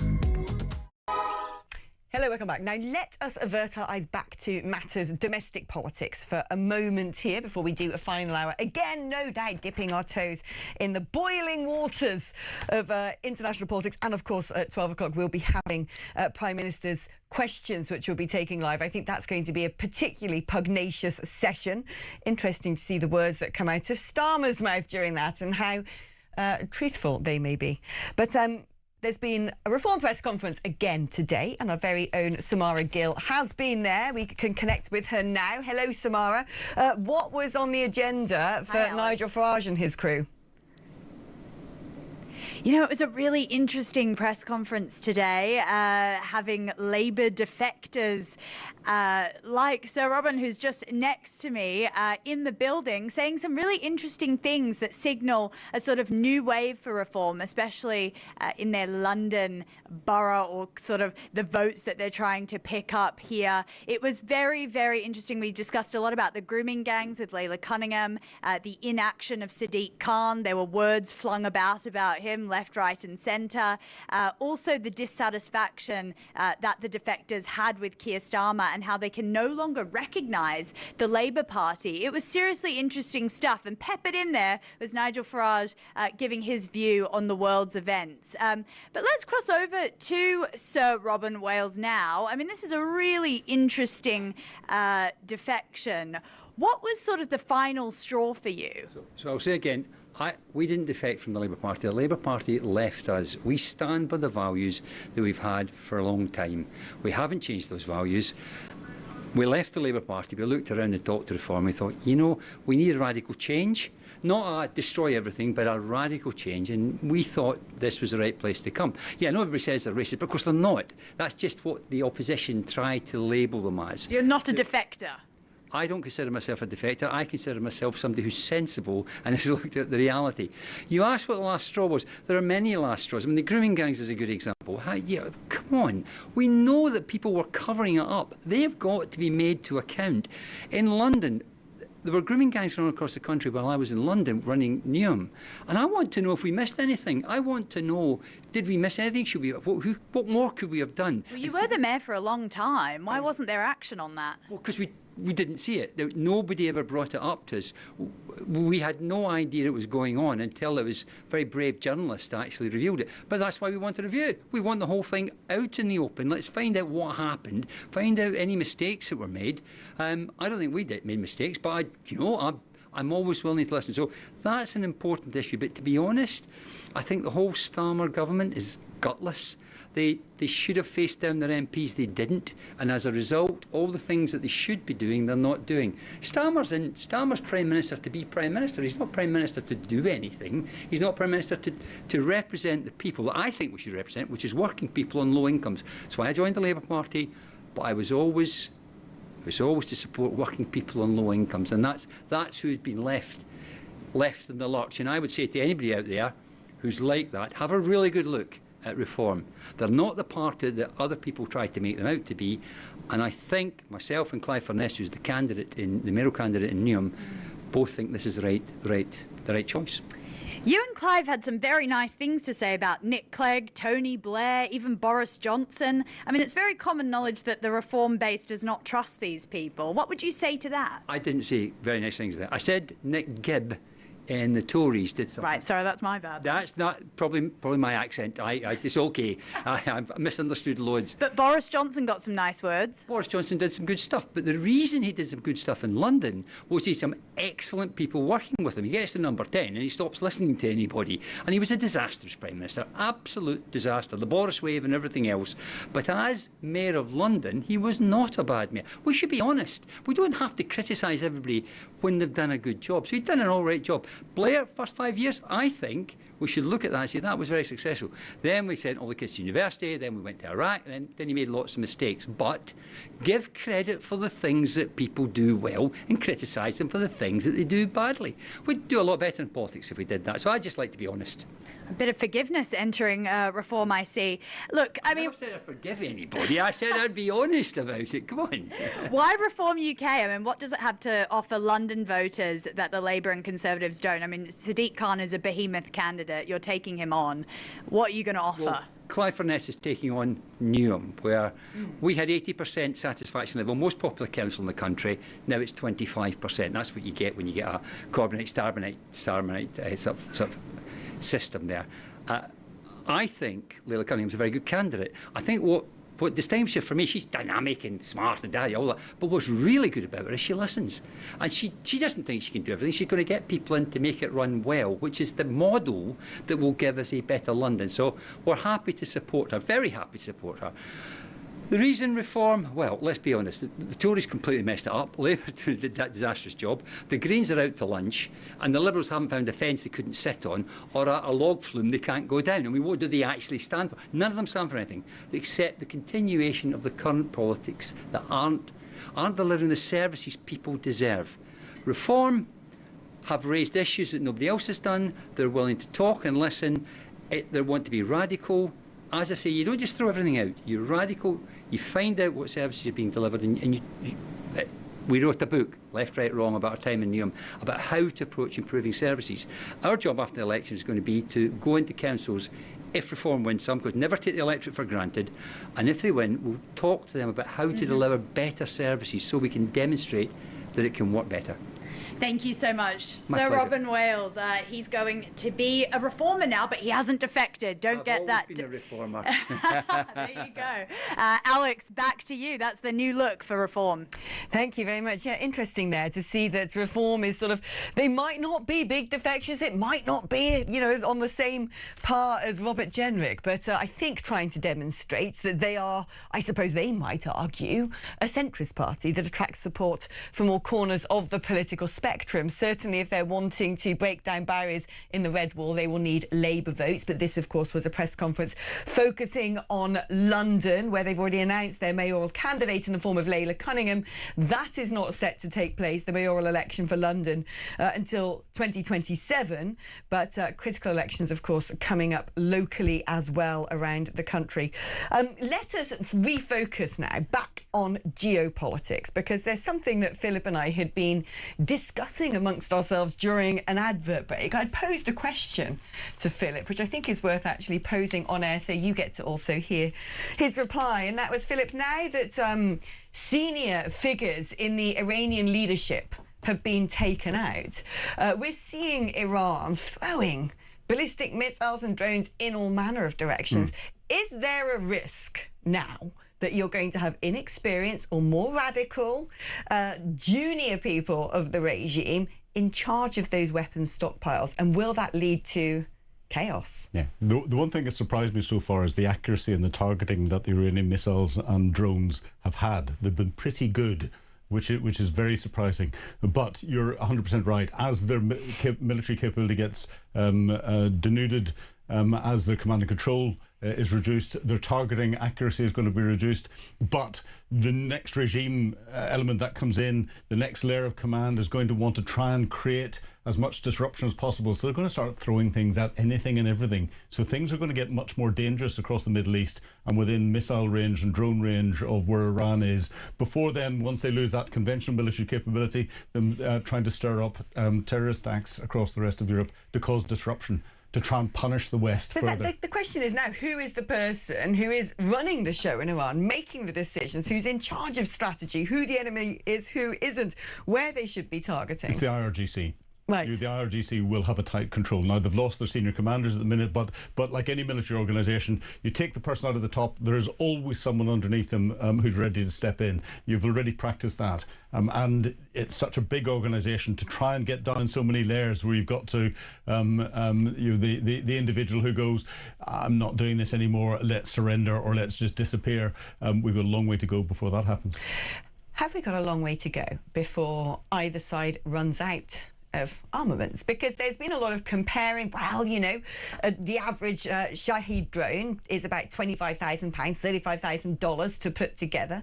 The missiles being used by, let's say, the Western or Gulf states to intercept these drones, some of them are worth up to 1.5 million. You know, the scalability is a big question. Right, so the scale, I mean, people are saying, well, America, how many Tomahawk missiles do they have? How many have they used already? I think one of the other big questions has been on the missile launch. I don't know, the equipment itself. You know, I understand that some of the Gulf states are screaming out saying, we've used these, but we need more, we need more. And, you know, is there a possibility that Iran's going to not spend all of its supply first, and that could happen? Possibly, but you know, the more sophisticated the missile, the longer it takes to manufacture, the more expensive it is, and the fewer we've got of them. So something to destroy a missile when it's in the air is really expensive. We don't have many of them, and therefore you don't want to destroy the missiles after they've been launched. You want to destroy them whilst they're in their depots. That's where they're being hit, and you want to destroy the launches that can get them in the air. If you can't get them in the air, then they're no threat whatsoever, and that's where the American focus is going to be. There's a finite number of Tomahawk cruise missiles and Patriot missiles and everything else. The Patriots that shoot the ballistic missiles down the Tomahawk cruise, accurately targeting down to you choose which window pane you want to fly it through. It's that sort of level of accuracy. The different sites, but there's almost an endless supply of even smart bombs that can be dropped by the B-1 Lancer bomber, the B-2 stealth bomber, and others. So there's different layers of ammunition that can take things out. It's doing it accurately reduces the collateral damage. Right. The more you have to go for the good old dumb bombs, the greater danger there is for collateral damage and civilian casualties and all the rest of it. Now, quickly before we go to break, an Iranian ballistic missile heading into Turkish airspace after passing Syria and Iraq was destroyed by NATO air and missile defence systems in the eastern Mediterranean Sea. That's according to the Turkish Defence Ministry. It said in a statement there were no casualties or injuries, adding Turkey reserves the right to respond to any hostile actions against it. Things are heating up. Things are going to heat up as well in the House of Commons because it's Prime Minister's questions starting at 12 o'clock. We'll be crossing over to the Palace of Westminster live just after this. I'll see you soon.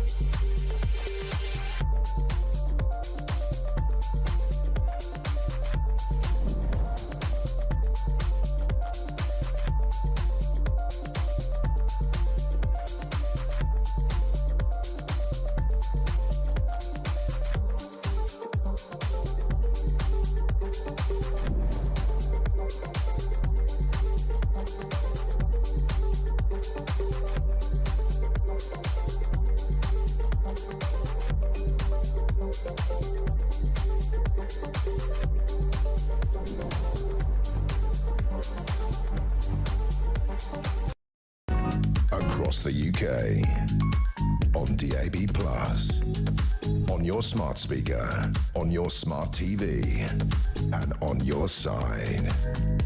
This is Talk.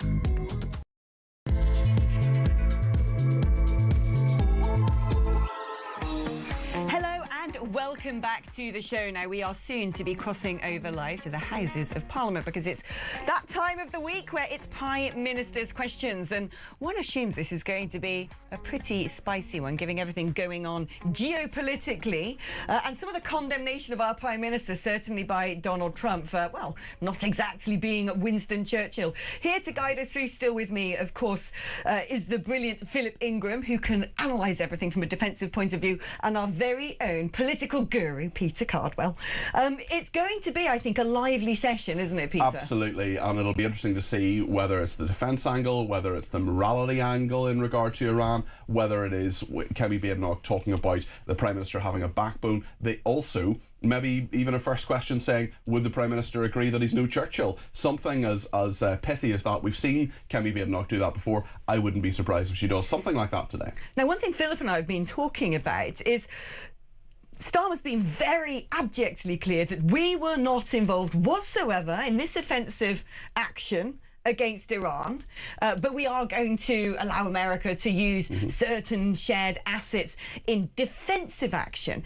But one thing that Philip had said was, well, you know, the interconnection of intelligence sharing systems and assets is so convoluted that might not be truthful. Tell us more, Philip. Well, exactly. And this is where Starmer's language has been very careful. And what he's trying to leave the British public's impression is that it's all about whether we're sending aircraft and missiles to attack into Iran. The reality is, we will almost certainly have had to, in some way, be supporting the planning for that action and knowing what was going to happen. And it's the use of that information, the use of that intelligence, and your British assets that would be part of it, or shared assets and everything else, is tantamount to being directly involved in the action. So he's misleading the British public at best, lying at worst.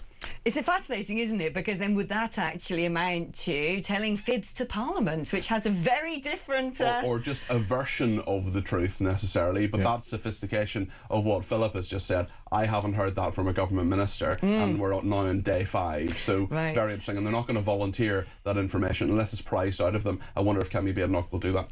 Yeah, interestingly as well, we were speaking earlier on to former Royal Navy Commander Tom Sharp, who had basically suggested that the Royal Navy have been saying to the government, move those ships. That submarine that's on its way out to the Pacific Ocean, it needs to stop in the theatre in the Middle East, and that they've essentially put their fingers in the ears and gone la la la. Astonishing accusation there, I thought. Well, the thing is that so many people say Donald Trump is unpredictable, and in many ways he is. But when it comes to military action, he said, look, Venezuela, we're going to affect regime change. He said, you know, about a week ago, in the next 10 to 15 days... And put the warships there. Exactly. I mean, he follows through with things militarily anyway. So this should have taken...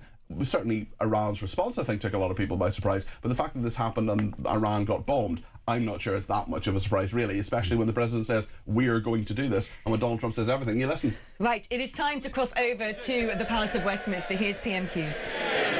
Mr. Speaker, can I pay tribute to our brave servicemen and women in the Middle East during this very difficult period? Our bases in Cyprus and Bahrain have now been attacked. The US has taken offensive action to destroy missile launch sites to defend British territory. Why will the Prime Minister not allow the RAF to do the same? Prime Minister. Mr. Speaker, can I make clear this is obviously an extremely serious situation, and I know the whole country is worried about the potential for escalation. Right. They're worried about the impact on their lives, particularly when they see what's happening with energy. The family and friends of those who are caught in the region will be worried sick about them. And, of course, we've got civilians and military personnel at risk in the region. We need to act, therefore, with clarity, with purpose, and with a cool head. The protection of UK nationals is our #1 priority. And we're taking action to reduce the threat, with planes in the sky in the region, intercepting incoming strikes, deploying more capability to Cyprus and allowing US planes to use UK bases to take out Iran's capability to strike. What I was not prepared to do on Saturday was for the UK to join a war unless I was satisfied there was a lawful basis and a viable, thought-through plan. That remains my position. That wasn't the question I asked him. Nobody wants to see an escalation. The fact is, Mr. Speaker, our bases, in case they don't realise, our bases have already been attacked. Iran is trying to kill our servicemen and women. He is catching arrows rather than stopping the archer. That's what we're talking about. Why is he asking our allies to do what we should be doing ourselves? We are, I would say to Labour MPs, we are in this war whether they like it or not. What is the Prime Minister waiting for?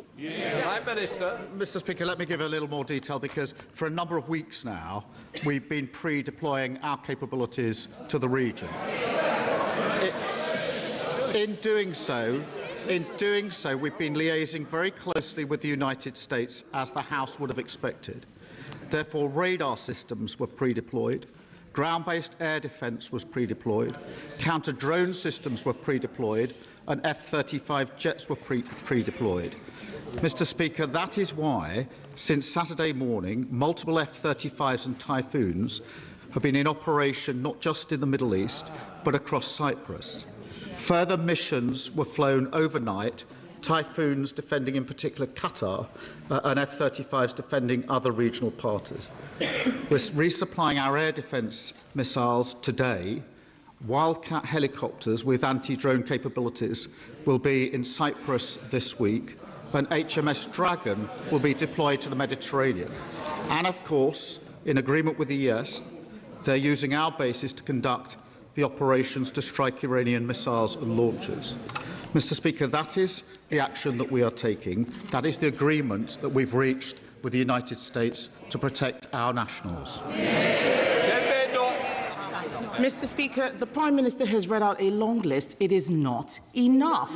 He says that we are pre-deploying. The one ship which we are sending, HMS Dragon, is still in Portsmouth. The fact is the Type 45s cannot take out incoming missiles. This is not enough. He's read out a long list. The people who understand know it is not enough. He should be doing more. Yesterday, the Chancellor could have given more money to defence. Instead, I don't know why they're laughing. I don't know why that's funny. Yes, not funny. Yesterday, the Chancellor could have given more money to defence. Instead, she gave more money for welfare. Their priorities are all wrong, Mr. Speaker. Their priorities are all wrong. They can chanter as much as they like. The fact of the matter is that the war in Iran is happening now. Order. Mr. Bailey, I don't like that. I don't think it becomes you either. An officer and a gentleman, I expect more. Come bed, The fact of the matter, Mr. Speaker, is that the war... I can lip read as well. So please, let's learn something. If not, you'll learn the way out. Come bed. Mr. Speaker, the country is not going to be distracted by Labour MPs moaning. The fact of the matter is that the war in Iran is happening now. But the OBR say the government won't hit 3% on defence for 5 years. The war is happening now. There is no urgency from the Prime Minister. Why is he leaving the job of funding our armed forces to the next government? Prime Minister. I'm not going to take lectures on defence from the party opposite. They came into office and what did they do? They cut the defence budget. They missed army... Order. Mr. Phillips, you've moved from there to there. You're even louder here, so I think twice. Prime Minister. Not only did they cut the defence budget, they missed army recruitment targets every year for 14 years.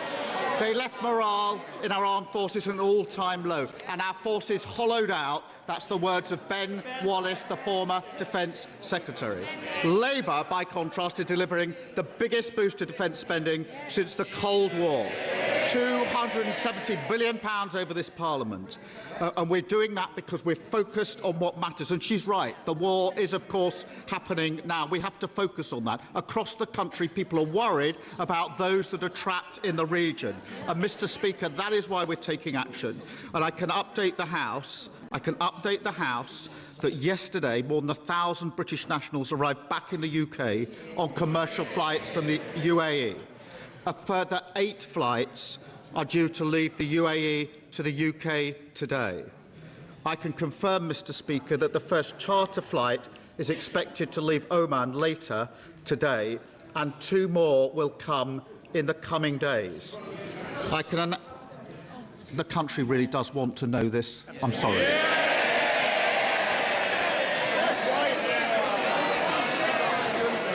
Family and friends are worried sick about people who are caught out. I will not be put off. I can announce, Mr. Speaker, we will lay on additional charter flights in coming days. British Airways are now laying on an extra flight from Oman, and the Foreign Secretary will have further discussions today. And can I urge all those in the House who have constituents who are caught in this to make sure that they do register their presence so we can do whatever we can to help them get home safely. Mr. Speaker, I wasn't asking about evacuations. I was asking about defence spending. He needs to focus on the question he's being asked, not the statement that was prepared in the bunker. He stands there telling us that he's spending more money on defence. They're saying it. No, he isn't. In fact, they are cutting defence spending by £2.6 billion from the MOD budget this year. And that's why there are no Royal Navy warships in the Middle East, Mr. Speaker. In June last year, he should ask his Defence Secretary for the numbers, because that is what's happening. In June last year, Mr. Speaker, the government promised that its plan for funding our armed forces would be ready by autumn. In autumn, they promised it would be ready by the end of 2025. It is March 2026, and still nothing. So can the Prime Minister tell the House when his defence investment plan will finally be published? Prime Minister. Well, I'm sorry she's not interested in how people caught in the region are going to get home. I think for the vast majority of people watching this PMQs, that'll be the single most important thing on their mind. They cut defence spending, we're increasing defence spending. And we're doing that, Mr. Speaker, because we've stabilised the economy. Yesterday, the Chancellor announced inflation was down, interest rates down, borrowing down, debt down, investment, living standards growth up. Now, I know the Leader of the Opposition doesn't understand that. The Shadow Chancellor clearly doesn't understand that, although I do have to thank him that in what's been a very difficult week, he provided some excellent unintended stand-up comedy in his response to the Chancellor yesterday. Mr. Speaker, he doesn't want to talk about the defence investment plan because he doesn't know. He doesn't know what is going on any policy, so he reads statements that are pre-prepared irrespective of the question, and the whole country can see it. The truth is that because they spent money on welfare, there is no defence investment plan. Because there is no defence investment plan, they are not ordering enough missiles. The fact is that this crisis goes beyond defence spending. They can chant as much as they like. They are pathetic, spending money on welfare instead of defence spending. Sorry, Mr. Speaker. Mr. Speaker. They're not just pathetic, they are also weak. This crisis goes beyond defence spending. It is also about the cost of living. This war is interrupting the supply of oil and gas. That is driving up the cost of petrol and making it more expensive to heat our homes. Yet he is stopping drilling in the North Sea while importing the same oil and gas from Norway. Does he think that at a time of geopolitical crisis, it makes sense to kill our oil and gas industry and give up that ready supply of energy? Well, the question of the energy supply right now is a serious question, and we are doing all we can with allies to make sure that that is preserved. And it's vital that we keep trade flowing through the Straits of Hormuz, Mr. Speaker. The Energy Secretary met the International Energy Agency yesterday, and the Chancellor is meeting oil and gas companies today. We're keeping in close contact with our allies and key industry players. Again, I think the country wants to know what we're doing now in relation to what's happening in coming days. Mr. Speaker, oil and gas will be part of our energy mix for many years to come. But if Ukraine and the last few days have taught us anything, it is that all the time we're on the international market, we are vulnerable to these changes. That is why renewable energy, where we have our independence and security, would take us off those markets and give us the security that we need. Speaker, the Prime Minister again does not understand the energy transition. You do not need to stop drilling in oil and gas to get renewables. This is basic stuff. He doesn't understand his policy. He's got a sea of orcs and goons who have no idea how anything is working at all. Mr. Speaker. They can complain all they like, Mr. Speaker. The fact is, they are letting down the people out. Order. You can't do a point of order in the middle of Prime Minister's question. Mr. Speaker.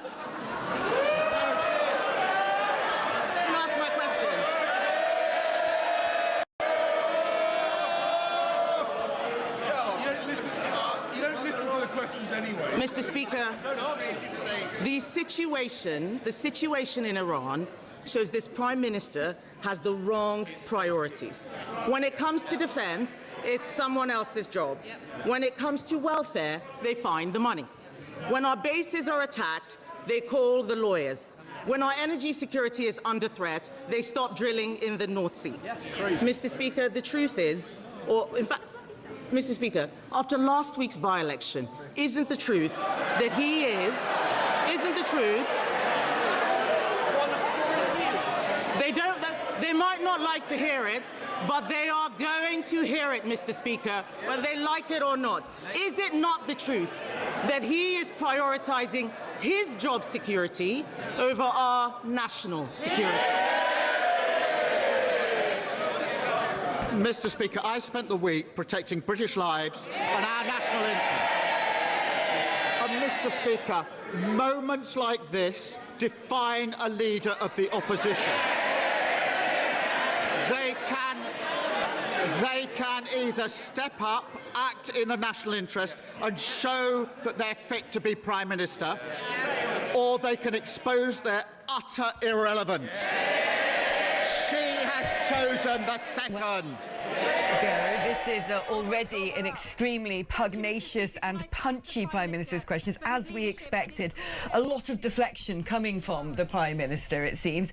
I personally felt that when he started talking about interest rates down, growth up, it to me felt tone deaf, considering we're now in a situation, just as he was saying that, there was a news flash coming up that RAF jets had to intercept more incoming kinetics into Cyprus. The slowing of inflation is important, but irrelevant in the conversation today. Really, anything other than defence, other than what's happening in Iran, at Prime Minister's questions is irrelevant. Even, I would say, Kemi Badenoch talking about the welfare bill, which is a massive issue. We should talk about it, absolutely. But today, the first opportunity to talk about what's happening in Iran from a British perspective to the Prime Minister asking really difficult questions. I think the testiest exchange right at the end there, where Kemi Badenoch said he's prioritising his job security over our national security. He hit back and said moments like this define a leader of the opposition. That was pretty brutal. That's as brutal as it got. But lots of moments in this where it was deflecting, where Keir Starmer was asked very direct questions about, for example, the defence budget that he couldn't answer. He didn't know when that review is coming out and reporting. So I think he was not as bad as I've seen him, but nonetheless pretty weak today. He was trying to speak slowly, speak clearly, and be statesmanlike. Kemi Badenoch asking, I thought, pretty good questions, but both Vital of them... questions, yes, some might say. absolutely. Both of them, I think, were not at their best today. Now, Philip, at one point, your eyebrows shot up so high, I thought they were going to be the second moon landing. What was your biggest take from that PMQ so far? Well, a couple of things came out. First of all, he turned around and said that we've known about what the Americans are doing. We've been planning our response for weeks and weeks and weeks. Well, why wasn't a Royal Navy ship there that can track 1,000 targets at the same time? He tried to say that there had been ground-based radar put out. The ground-based radar did not identify the drone that hit Cyprus and landed in there, but did nothing to be able to deal with it. The question that Kemi Badenoch asked about the Chancellor's statement and more money for defence, to get the procurement that's needed for the immediate systems that are going to need to protect Cyprus and all the rest of it, you need an urgent operational requirement. That's in-year money. The Chancellor a few days ago said that she's going to give more money to buy new medium helicopters. That's outside the Defence Investment Plan. That's to keep jobs going in Yeovil. Well, that should be part of a Defence Investment Plan. But urgent operational requirements, the Prime Minister himself turned around and held the Ukrainian anti-drone drones that are being made in the UK and said, this is what we're asking the Ukrainians to help us with all of this. That needs money today. Yeah. That should have been allocated by the Chancellor to deal with these urgent operational requirements, and she could have made a public statement about that, saying we're going to take it out of a contingency fund so that we can protect British interests. None of that's come out. He could have done a lot more preparation a lot sooner. Instead he said, frigate, I'll not bother. Yeah. Love that line. Right, we're going to take a very quick break, but don't go anywhere. More analysis, more from PMQs, a lot to talk about. We'll see you very, very shortly.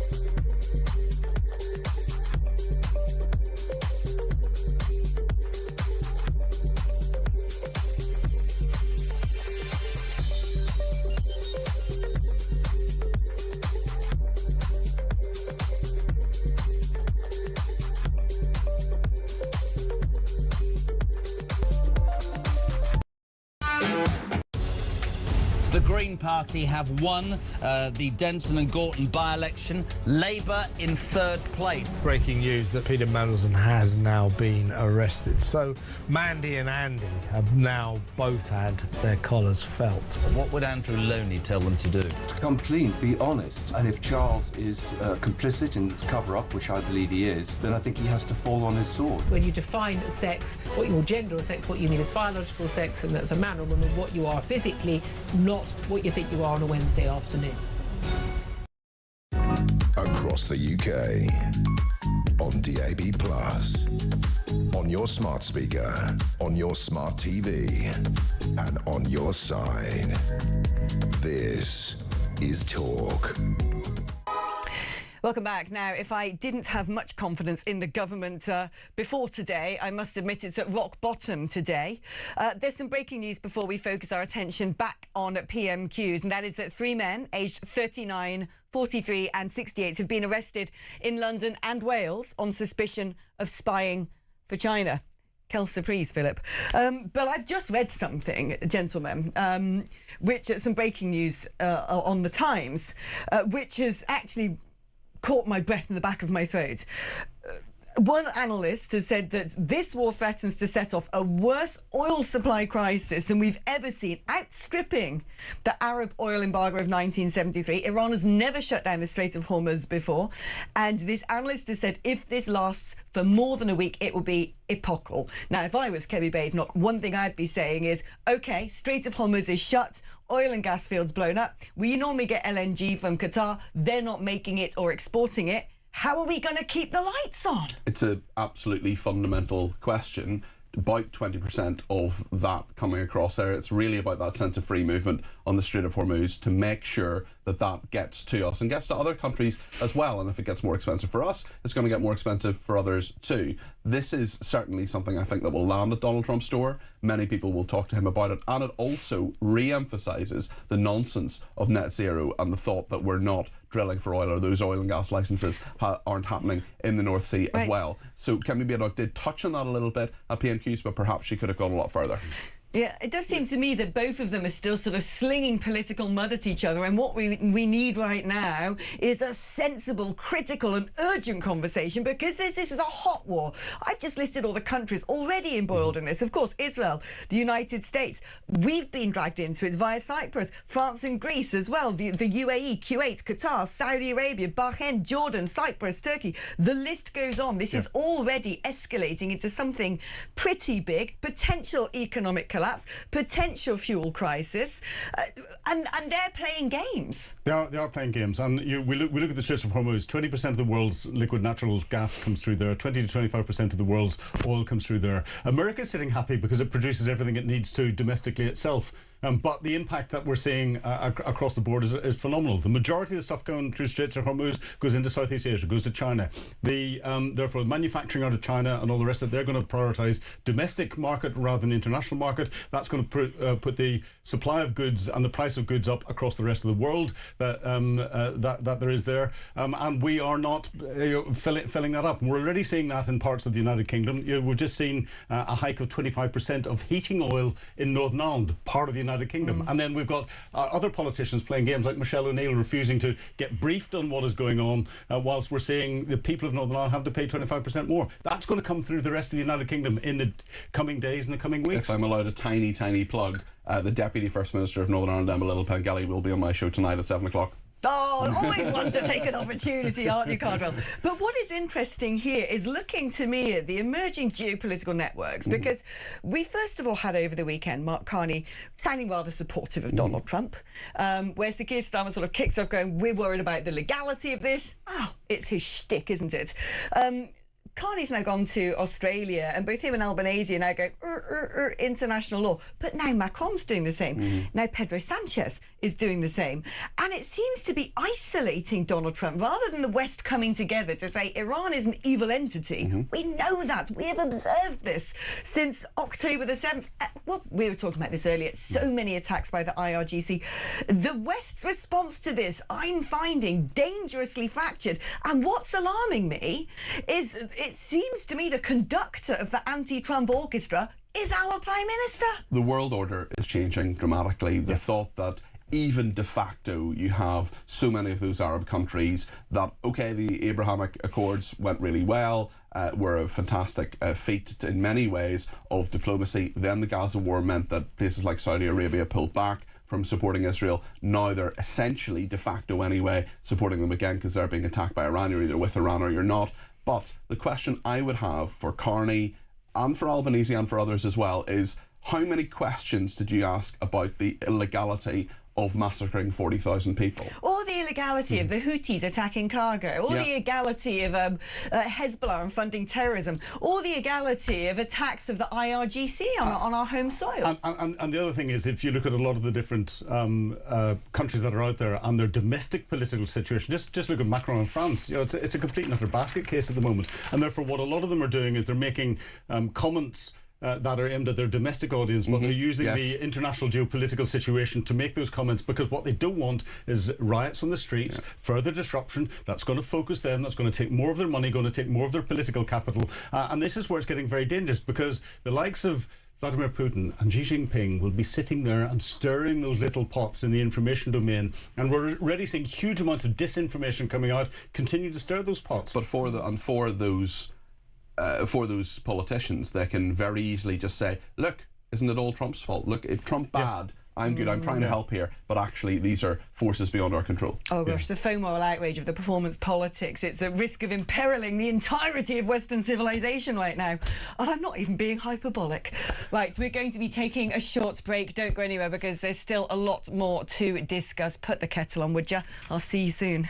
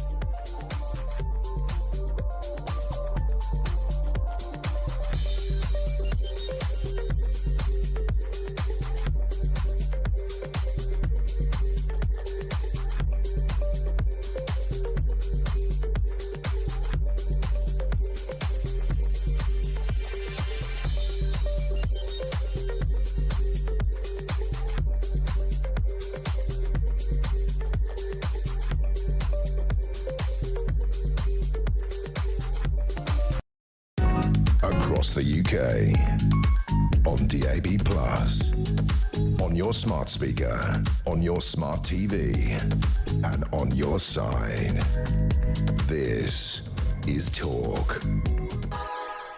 Welcome back. Now, it seems to me that increasingly we are having a situation where international politics and domestic politics are becoming very much more interconnected, at least at the ballot box, than they ever have been before. And perhaps that is what we saw play out in the by-election in Gorton and Denton, when, of course, the Green Party soared to victory, an astonishing insurgence, really, and that party now in polling, second to Reform, overtaking the Labour Party. Let's speak to Martin Abrams, who's the Green Party councillor.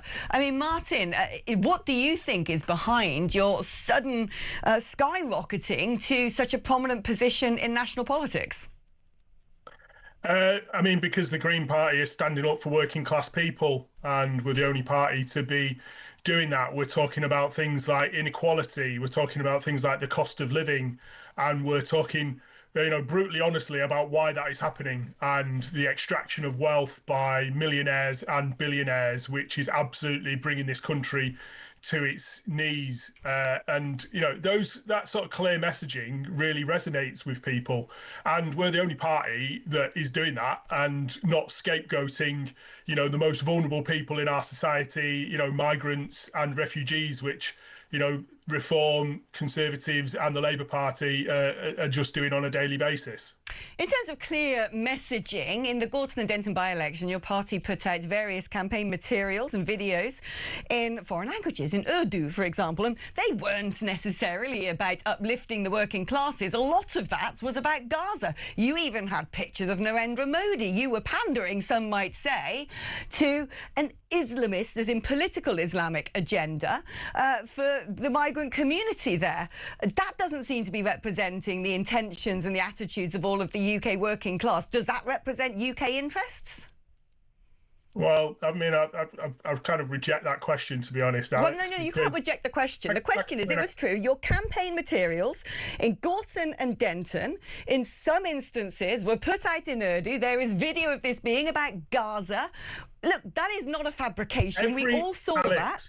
Alex, every single party tries to engage with the communities where they're trying to get their votes during elections. Every single party has an example of putting out literature, putting out party political broadcasts in different languages. Okay? The Green Party talks about genocide in Gaza because that's what people care about. People care about genocide. And it's not just in Muslim communities, it is across the board. So we're talking about it consistently, and we're the only party to call a genocide a genocide. None of the other three parties that were contesting that election dare call it that, because they are just in cahoots with people like Donald Trump and Benjamin Netanyahu that are taking us and dragging the UK into another illegal war into Iran. You know, the Green Party is absolutely standing up for things that people care about, and that's why we absolutely smashed that election, got a 4,000 majority, got Labour to come third in what was apparently a two-horse race, and we've now got our fifth MP in Parliament in Hannah Spencer, you know, a local plumber who speaks clearly and passionately about the things that clearly the voters in Gorton and Denton care about. But you sailed to success, some would argue, or I think it's numerically, statistically evidential, off the back of a consolidated Muslim vote. There have been accusations of so-called family voting. Your deputy leader, Mohsen Ali, was present at what appears to be a pro-Iranian regime march the other day. Are you confident that your politics is not pandering to, frankly speaking, people who don't have the UK's interests at heart, who have sympathies with the terrorist regime in Iran? I mean, it's utterly bizarre that you're coming out with this, Alex. What's bizarre about what I've said? It's bizarre because you're creating dog whistle arguments about why people voted for the Green Party. Our leader is a gay Jewish man. Okay, your dog whistle politics would not suggest that these hardline conservative Muslims would vote for a gay Jewish man. But you know what happened in Gorton and Denton is people from all communities came out and voted for a local plumber in Hannah Spencer that talk about things very clearly about things that people care about. Please can you answer my question? Because I'm the one saying to you, you're inverting this discussion now, and I just want to have a candid discussion with you. That is what we're doing here, which is your deputy leader, Mohsin Ali, attended what appears to be a pro-Iranian It march. was a Stop the War coalition and a campaign for nuclear disarmament demonstration against an illegal war in Iran. Okay? That is not a demonstration supporting the regime in Iran in any way, shape or form. So you would turn around and say that you would agree that the regime in Iran is a terrorist regime, poses a threat, not just the United Kingdom, but frankly sponsoring terrorism around the world. Listen, I'm not going to come on here and make plaudits about the Iranian regime. Well, I'm asking you to, because as your party has courted the Muslim vote, right, and this is the hot topic of today, I think it's important. No, I'm asking the question. I think it's important. The way this interview has to work, though, is you ask the questions, I answer them. No, so I'm asking this again. Let me break it down. Let me break it down very clearly. And I will wait for your answer, which is how an interview works. Okay. Yeah, you've got to let me answer them, not interrupt me. Please don't interrupt. I didn't. It is important that we understand from your party, you're second in the polls. We saw in Gorton and Denton that you have courted the Muslim vote, that numerically this got you over the line. Okay. What I am asking you is, if you want to play in national politics, and currently you're second in polling, we need to understand what your foreign policy positions are. And so I asked you a very direct and simple question, which is the Green Party in support of the position that Iran is a terrorist regime? Yes or no? He said Iran is a despotic authoritarian regime that has been attacked illegally by what I would describe as another terrorist regime, Israel, supported by the US. And the UK is now getting dragged into that by Keir Starmer allowing the US to use our military bases to launch these horrific attacks on what is a sovereign nation in Iran. And, you know, you're kind of out of step with public opinion here on Talk TV, Alex, because the vast majority of people in this country are completely against the war in Iran. You know, the fact that we could be dragged into another illegal war, which would make the Iraq war look like a walk in the park, a country of 93 million people teetering on the verge of becoming a failed state. Alex, let me ask you this. Where do you think millions of refugees will head if Iran becomes a failed state?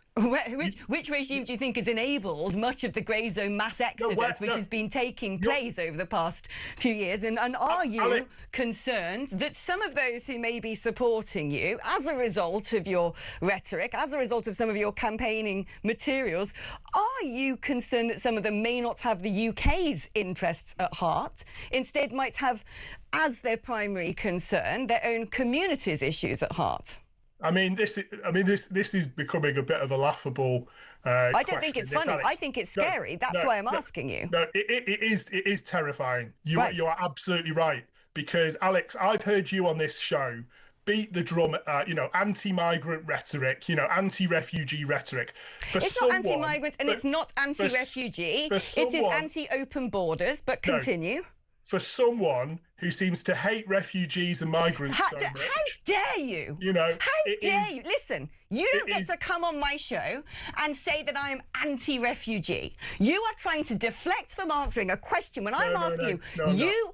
You have a responsibility to be accountable to the general public. If you're polling second in national polls, we want to know what your relationship is when it comes to sections of the Muslim community who may have Islamist interests. That is what I'm asking you. That is what I want you to address. That, I think, is critically important. Don't try and turn this around against me. I was asking you whether you are confident that your supporters all have the UK's national interests at heart, or if there is a risk that they are prioritising, I'm talking about sectarian politics here, if they are prioritising their community's interests at heart, and if you are playing to this by putting out campaigning materials in foreign languages and invoking an emotive reaction to international wars. I mean, Okay, so in Gorton and Denton, Hannah Spencer, a white working class plumber who loves greyhounds, absolutely smashed Matt Goodwin and the Labour Party candidate with an absolutely thumping 4,000 majority. The Green Party is led by a gay Jewish man, and you are seemingly linking the fact that the Green Party is mobilising support of Islamists and this kind of dog whistle politics. Are you mobilising support of Islamists?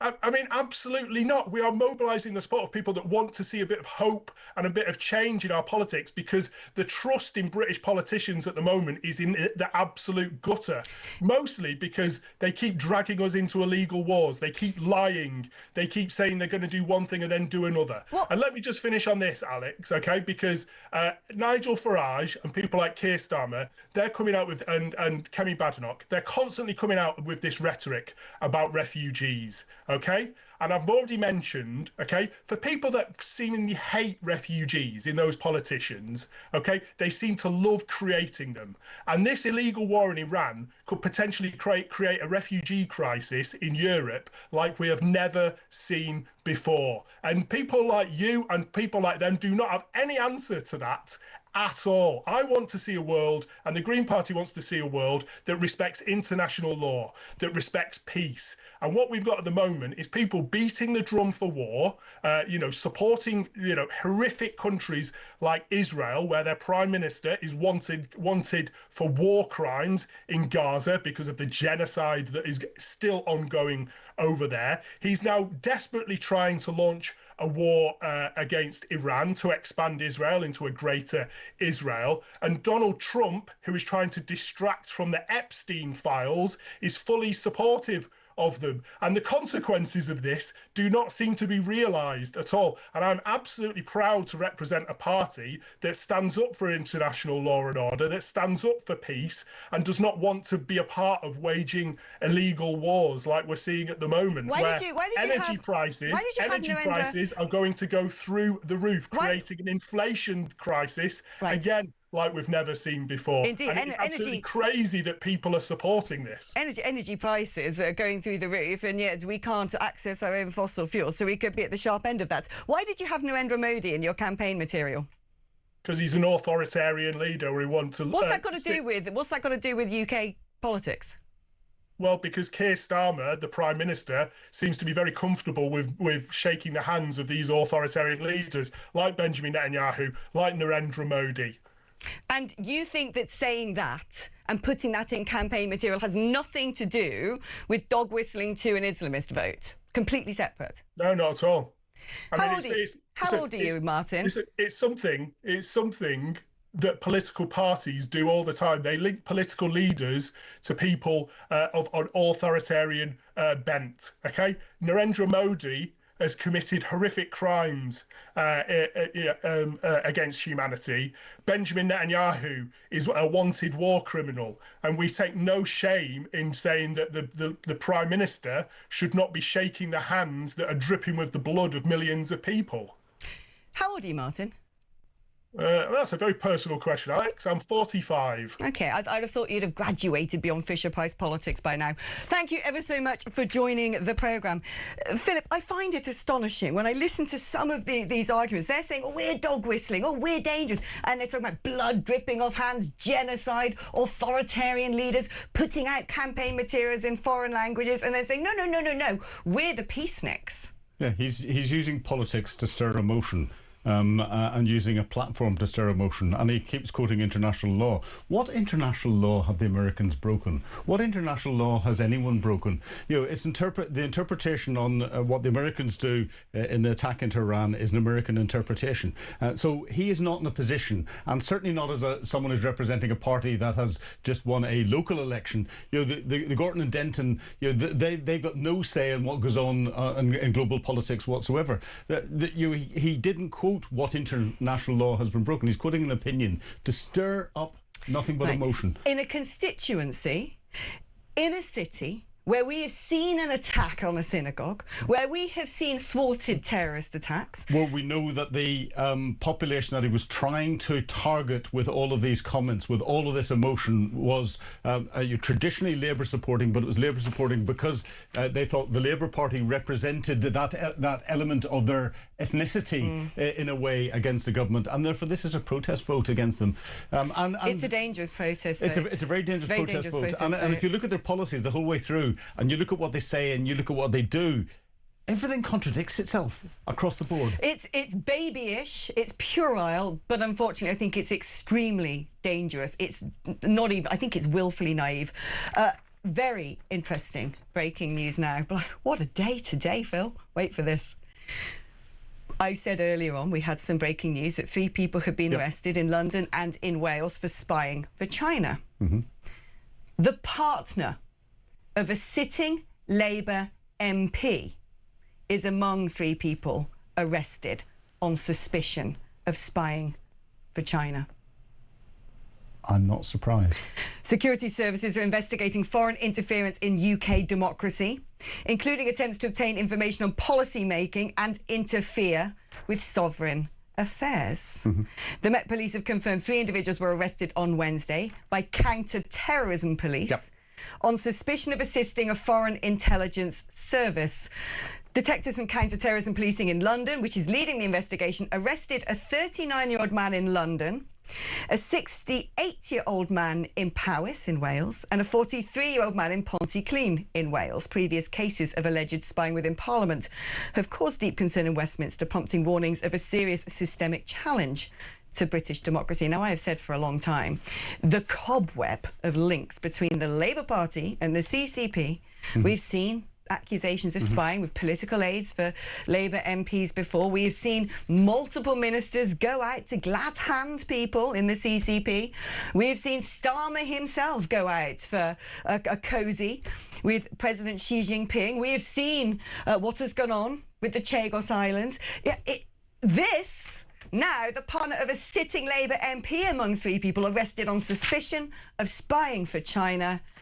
My goodness. I'm not surprised. Counter-terror police are the element of the police that will deal with national security issues. So they get involved in there. And of course, we remember Barry Gardner, who was influenced by someone who MI5 decided to out publicly. She's never been charged. There's never been criminal prosecutions brought in. But her son was in Barry Gardner's outer office. China is putting an awful lot of effort into getting into Parliament and into our parliamentary MPs to try and influence them. Of course, we've got the big decisions like the Chinese embassy. The embassy, yes. And everything else that's in there. And the Chagos and everything. So what China wants to do is try and get in a place where they can find out the discussions that are going on behind closed doors to try and influence those elsewhere. And then we've got the links from all of these different legal lawyers that seem to be influencing things that are helping the government try and make geopolitical decisions with regard to Chagos and other deals around the world. And we don't know what links there are in there. We know Mauritius has got very close links into China, and we know that China has been complaining about the delays in the Chagos Island deal and everything else. There's so many links in here. It is so complex. It's very, very dangerous, and our sovereignty, our democracy is being undermined at every stage. Complex, but at the same time, I think we can be confident that when it comes to the security services saying to the Labour government, mega embassy, Chagos Islands, they're not listening. And you wonder who they're serving, the UK people or the Chinese government. Exactly. Let's take a short break, gather ourselves, then after it, let's talk together, shall we, for some communal catharsis, a bit of group therapy. 0344 499 1000 is the number to call, or send me a WhatsApp 87222 if you're going to text. Right, talk before your message. We're back very soon.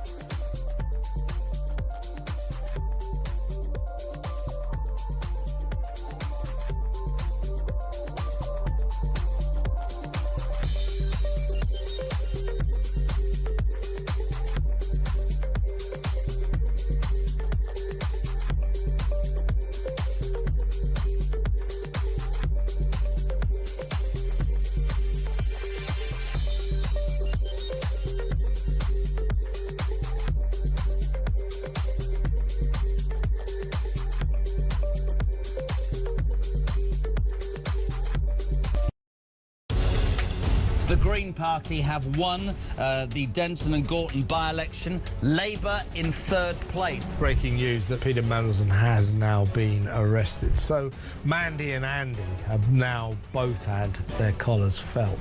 What would Andrew Loney tell them to do? To come clean, be honest. And if Charles is complicit in this cover-up, which I believe he is, then I think he has to fall on his sword. When you define sex, what your gender or sex, what you mean is biological sex, and that's a man or woman, what you are physically, not what you think you are on a Wednesday afternoon. Across the UK, on DAB+, on your smart speaker, on your smart TV, and on your side. This is Talk. Hello and welcome back to the show. I feel out of breath today. It's been one of those shows where it doesn't rain, but it pours, news-wise. Anyway, my head is like a sort of computer with 85 tabs open. I don't quite know where my brain is at. We're entering some sort of hugely escalating conflict in the Middle East. We've got the partner of a sitting Labour MP arrested for being a Chinese spy. The Green Party winning in Gorton and Denton, putting out campaign materials in Urdu, talking about genocide. What on earth is going on? Let's see if Carl in Liverpool can help us. Hello, Carl. Hello, Alex. You okay? I'm fine, mate. This is my job. I'm all right. Are you okay? I'm all right, thank you. Yeah, so I obviously with what's going on, I just found it quite funny that France is going to the aid of Britain into another country when they can't stop dinghies from leaving their shores. You know, I just find it absolutely hysterical that that's happening and that we can't get a ship for a week to get there, but the French can come to help us but can't stop dinghies entering our waters. But don't be mistaken, the French have come to defend our RAF base. They have not. They've gone because Cyprus has said, come and help. Yeah. And then on the other hand, then you've got Keir Starmer meeting with the Muslim community last night and, you know, putting them the face of Britain and stuff. So you just think this man has completely lost the plot. And, you know, I just flabbergasted me, the whole thing. But this has been going on a long time, the open borders, the calling everybody refugees welcome, when clearly we're being infiltrated by a fifth column from hostile nations. And they all sort of shower themselves in moral rectitude when it comes to welcoming in Islamists and then not deporting people. And then when it comes to the one man who's going to stand up against a terrorist regime, they're trying to stop him. Yeah, I think. I mean, this is my take on it. With Donald Trump doing what he's doing alongside Israel, I think what he's showing is the ineptitude of all these other leaders of all these other European countries and worldwide, because he's showing them that it can be done. And all these career politicians who have undernoured over the last decade or so and have just thought, well, we don't need to do it. We can talk a lot of platitudes and we polish our halos, but we won't actually do anything. And now Donald Trump's coming because he only knows he's going to get this one term, and he's smashed everything up. And he said, I'm going to continue to do what's right for my country and my people and the world. We need this to happen, but it's taken so long, and for one man to think, I will do this, and he's doing it. And you're always going to get the left, Alex, that will moan. But what they don't see is that the majority of us worldwide, the majority of us common sense thinking people, we want this to happen. We want our... Oh, no. The Green Party councillor said, no, nobody wants this to happen. Of course, he knows. Carl, it's always lovely speaking to you. Thank you so much for calling us today. Let's speak to Peter in Dorset. Hi, Peter. Hello there, good afternoon. I'll say this in the most complimentary way, that your presentation is an unbelievable entertainment, and it's a joy to listen to you every day. Thank you. Apart from the niceties, there's no way that Donald Trump is somebody who is happy about the fact that we're sending a warship over to Iran just in time to have scones and clotted cream when the proceedings in Iran will probably be nearly over. That's the first thing. The second thing is, what on earth must it be doing to the morale of the forces in this country when they are being told to get on a boat for a joyride over to Iran when everybody else is busy fighting? What on earth must they wonder why they're in the forces for? That's the second thing. The third thing is that the situation that the previous governments and Keir Starmer, but now worse Keir Starmer, is the neglect of the armed forces. And when Donald Trump turns around and starts saying that we need 5% spent on defence, that's the minimum we should be spending on defence because of the neglect that they've been given. And now look at the state of us. We can hardly repair the ships that we've got. We've got not enough people to even in the army itself. We've got it's unbelievable what. Peter, I mean, you have sort of given me the inventory of horror that, sadly, I agree with every single point. We're in a tricky situation, to put it mildly. Big question, I think, is what are we going to do about it? And having watched PMQs, I don't think he's got a plan. Thank you for your call. Hello, Ian. Hello. Good afternoon. I tell you what. God, tell me what. It's one of those days today. It's news coming out of all corners. I know. It's like playing swing ball. I think the swing. Did you ever like swing? Swing ball's one of those things. Swing ball's great. Swing ball's like jet washing a path. It's a great idea for the first 10 seconds. It's very sort of nice, satisfying moment. It was actually quite a violent game as a kid. I think I got a few black whacked eyes in the chops with that thing. Pretty dangerous stuff. Who would best lead Britain in a war? I'm picking up on the back of the Trump comment, which, by the way, is the single most powerful thing I've ever heard.